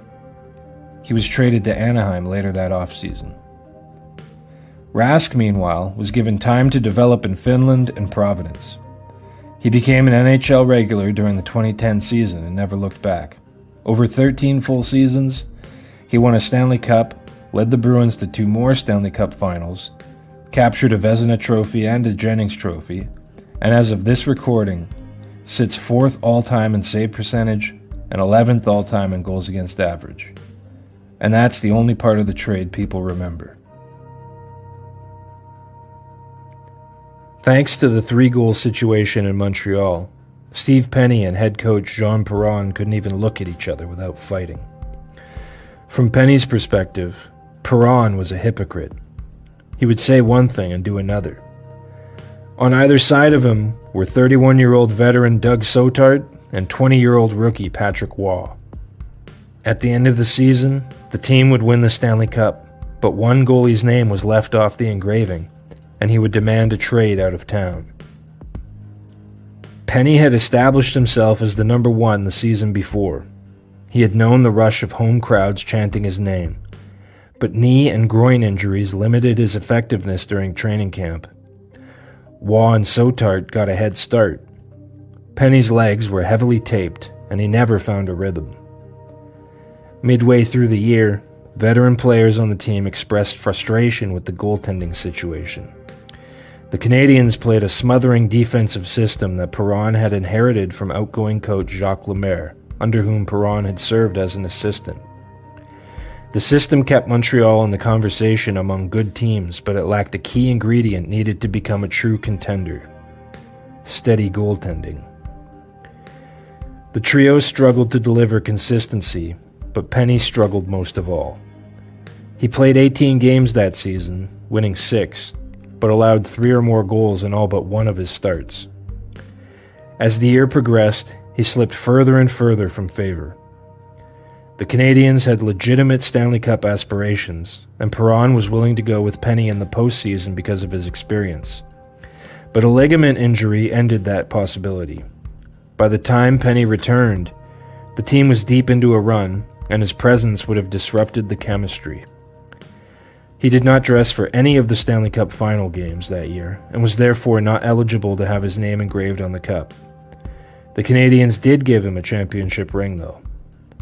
For a goaltender whose game was powered by confidence, the 3-goalie setup was a nightmare. Trying to win steady crease time while recovering from injury only compounded the problem. After Waugh cemented his position with a Stanley Cup and Conn Smythe Trophy, Penney asked for a trade. On August 19, 1986, Penney was traded with the rights to unsigned European prospect Jan Ingman to the Winnipeg Jets for Brian Hayward. The Jets had suffered from uneven goaltending throughout their brief existence to that point. Hayward had lost the confidence of his teammates, while Penney was struggling to maintain confidence in himself. As a side note, one of Winnipeg's steadiest netminders up to that point had been Doug Soetart. Penney was not brought in as a solution. He was brought in as part of an open competition that included 9 other goaltenders. Winnipeg general manager John Ferguson took a flyer on Penney, hoping he could regain his 1984-85 form. Jets coach Dan Maloney entered the season without a designated starter, but with a philosophy: the hot hand would play. During training camp, Penney became a father. He missed time to be present for the birth of his first child and to help his wife during the immediate postpartum period. The missed time affected his evaluation. It wasn't on Penney, and it wasn't on the Jets coaching staff, but by the time he returned, he was unable to catch up to 2 hot rookies, Pogge Reddick and Daniel Barchome. He appeared in only 1 preseason game and was, once again, a step behind his teammates. By late October, he was shelved with a strained and bruised right knee, the same knee that had previously required surgery. He returned to game action nearly 2 months after coming out of the lineup. His first start was against the top 5 offense, the Philadelphia Flyers. They overwhelmed him. Penney had little chance on 2 of the goals, which resulted from 2-on-1s.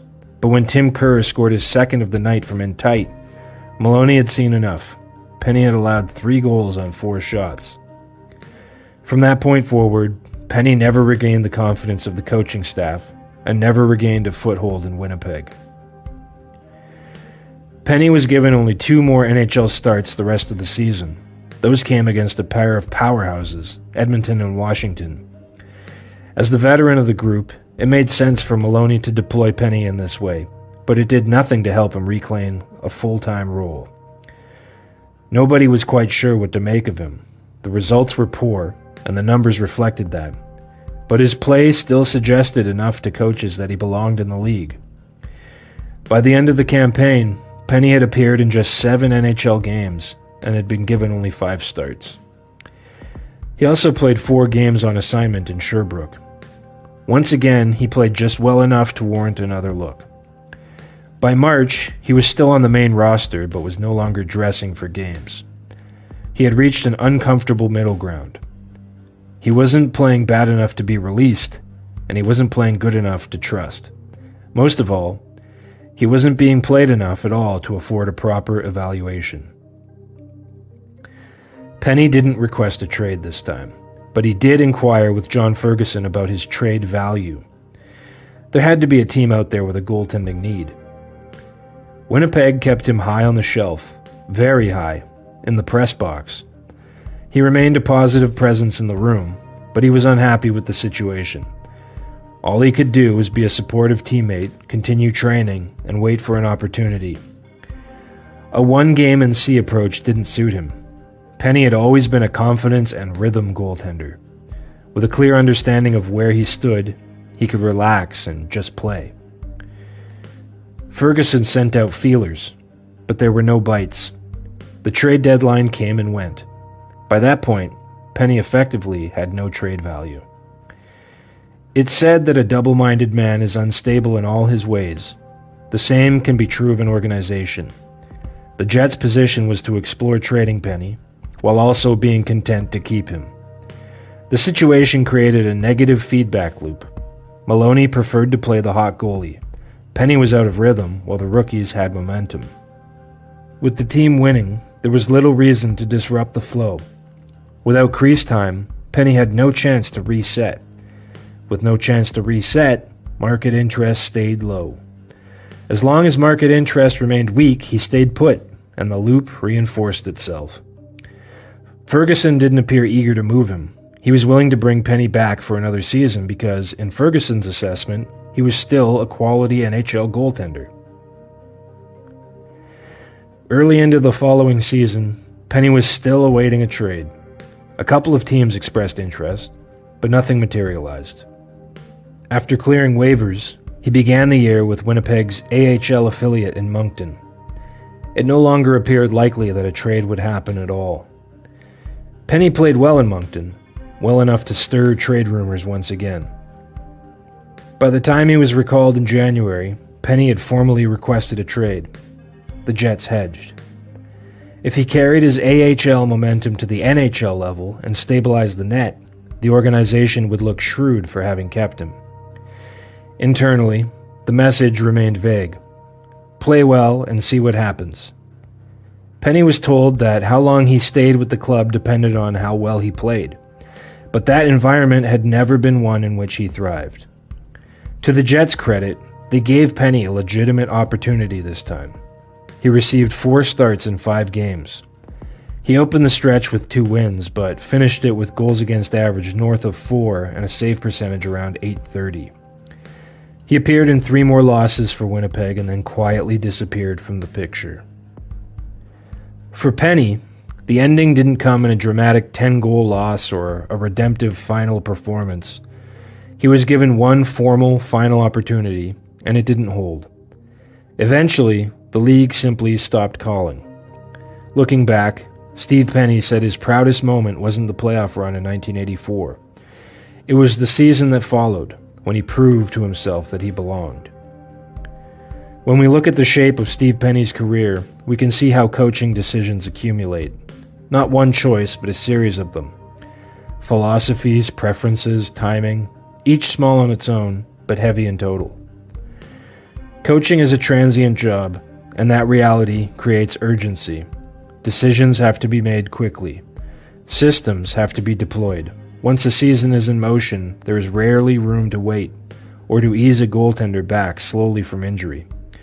The margin between winning and losing could narrow to a single position, and when that happens, patience becomes a luxury. In Penney's case, nothing ended abruptly. There was no single moment where the door slammed shut. Instead, a series of expedient decisions slowed his career to a halt. Hockey is the fastest game there is, but sometimes it's the slow, procedural parts of it that have the greatest impact.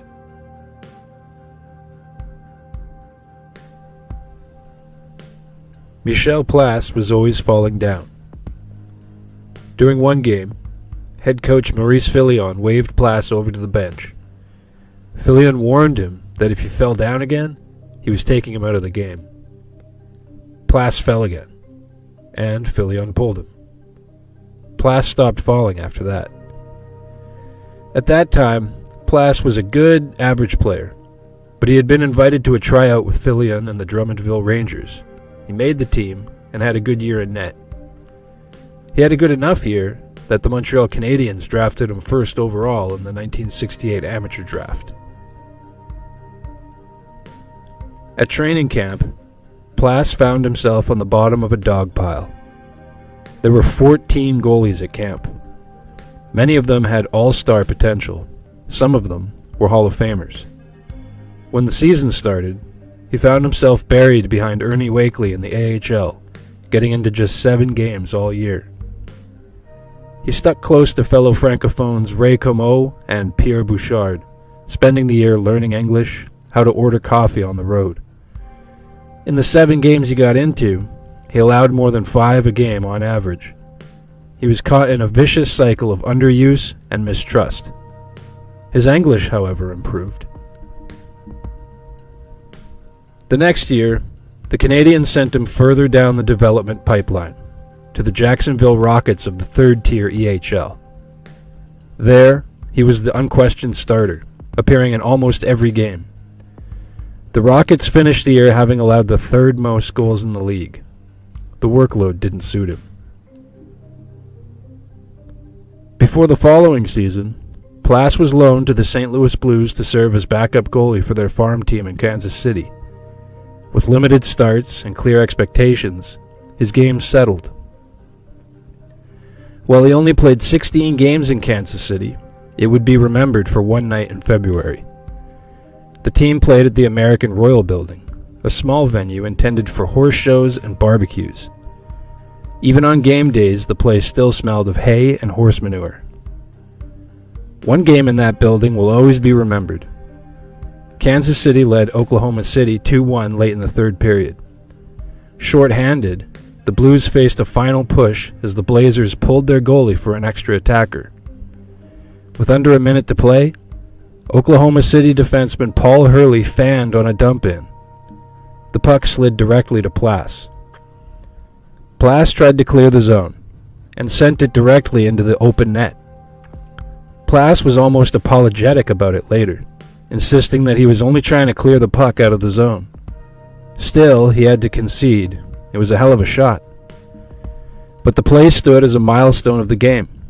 By accident, he had become the first professional goalie to score a goal. Because of a blizzard, only a stalwart crowd of 850 saw it. It was an omen of things to come in Kansas City. But more telling than the goal was this. Plasse excelled in a limited role with the Blues affiliate, cutting his goals against average by more than 2 full goals from the previous season. When that season was over, he was returned to Montreal. In Nova Scotia, Plasse formed a tandem with Wayne Thomas. Plasse blossomed in this setting, finding a comfort level and helping the Voyageurs to their second best goals against record in the circuit. But when the playoffs started, Plasse distinguished himself. He became the undisputed star of the playoffs, winning 12 games with 3 shutouts and sporting a goals against average of .125 to help the Vs to their first Calder Cup championship. The following season, he was rewarded with his first extended look at the NHL level. As the backup to Ken Dryden, he came into his own. He was still a raw talent. He didn't fall down anymore, but he was weak on long shots and kicked out huge rebounds. He worked to control them, to keep pucks out of the slot. Some thought he was cocky. Others saw a survivor. The Habs won that year. Plasse's name is written on the Stanley Cup. It was his best year as a pro. .912 save percentage, .258 goals against average, .781 winning percentage. And he did it in 17 games. The following year, Dryden took off, escaping out of the goal crease and behind the lawyer's desk. A door of opportunity had creaked open for Plasse. He let it shut in front of him. With Dryden out of the picture, there was no one to recede behind. The tandem he had formed with Thomas that had worked so well in Halifax stopped working at the big time. In a game in late January, he allowed 8 goals to the Boston Bruins and lost the trust of head coach Scotty Bowman. That game followed a 9-goal shellacking at the hands of the Maple Leafs a month earlier. Plasse lost his job to Bunny Larocque. He finished the year with 2 more bad losses in back-to-back starts. It would be the only time in his career that he would spend 2 full years on one team without movement. Montreal left him exposed in the expansion draft. While he had his on-ice struggles, he remained an upbeat presence in the locker room, singing prophetic tales of greener pastures in Kansas City. The prophecies came true, and for the second time in his career, he moved from Montreal to Kansas City, but this time, he was staying in the NHL. The Kansas City Scouts didn't attract many fans, and it wasn't blizzards keeping them away. The team was awful. It was a team composed mostly of leftovers and cast-offs from previous expansion drafts, B prospects, and forgotten veterans. They were awful. One of the lone bright spots, however, was Plasse. But when he asked for a raise over the $40,000 contract he had originally signed in Montreal, he was traded. When he landed in Pittsburgh, he was an instant upgrade to the backup position. He looked good. The Penguins were seen as a young, up-and-coming team, and he fit right in. In the 1975-76 season, he fell into the starter's role. He was winning games and playing well. On trade deadline day, Plasse, Gary Innes, and third-stringer Gord Laxton were hanging out together, as was their style, when the news came down. Innes had been traded for veterans. Plasse faltered. He started 12 of the final 13 games down the stretch. His save percentage plummeted from .898 to .877. His goals against average ballooned by half a goal. The Wags in Pittsburgh accused him of losing confidence and fearing success. The simpler explanation was team chemistry. Innes had been more than competition. He had been balance. Plasse played well in the playoffs, recording a shutout in 3 appearances. The Penguins, however, ran out of offense and exited early. Not long after, Pittsburgh moved him reacquiring the same goaltender they had traded away to get him. For 3 years, Plasse was the starter in Colorado. The Colorado Rockies had inherited the Scouts' color scheme, roster, and financial problems. Plasse looked good there, the eye of the hurricane. In his second season, he was injured and sent on a conditioning stint to the Philadelphia Firebirds. When he suited up for them, it marked his 12th team in 11 professional seasons. When Don Cherry took over behind the bench, he added volatility to an already unstable situation. Plasse quickly fell out of favor with Cherry and spent most of the year with Fort Worth Texans of the CHL. He had a rough year there behind Bill Olashuk, but when Olashuk stumbled in the playoffs, Plasse came alive. He led the Fort Worth Texans to Game 7 of the Adams Cup Final. They lost to Joey Mullen and the Salt Lake Golden Eagles. During the run, Plasse looked unbeatable at times, but he allowed one too many early in the first period of Game 7. One less than 5 minutes in, held up as the winner. When the season was over, Plasse once again looked for a raise and was once again shown the door.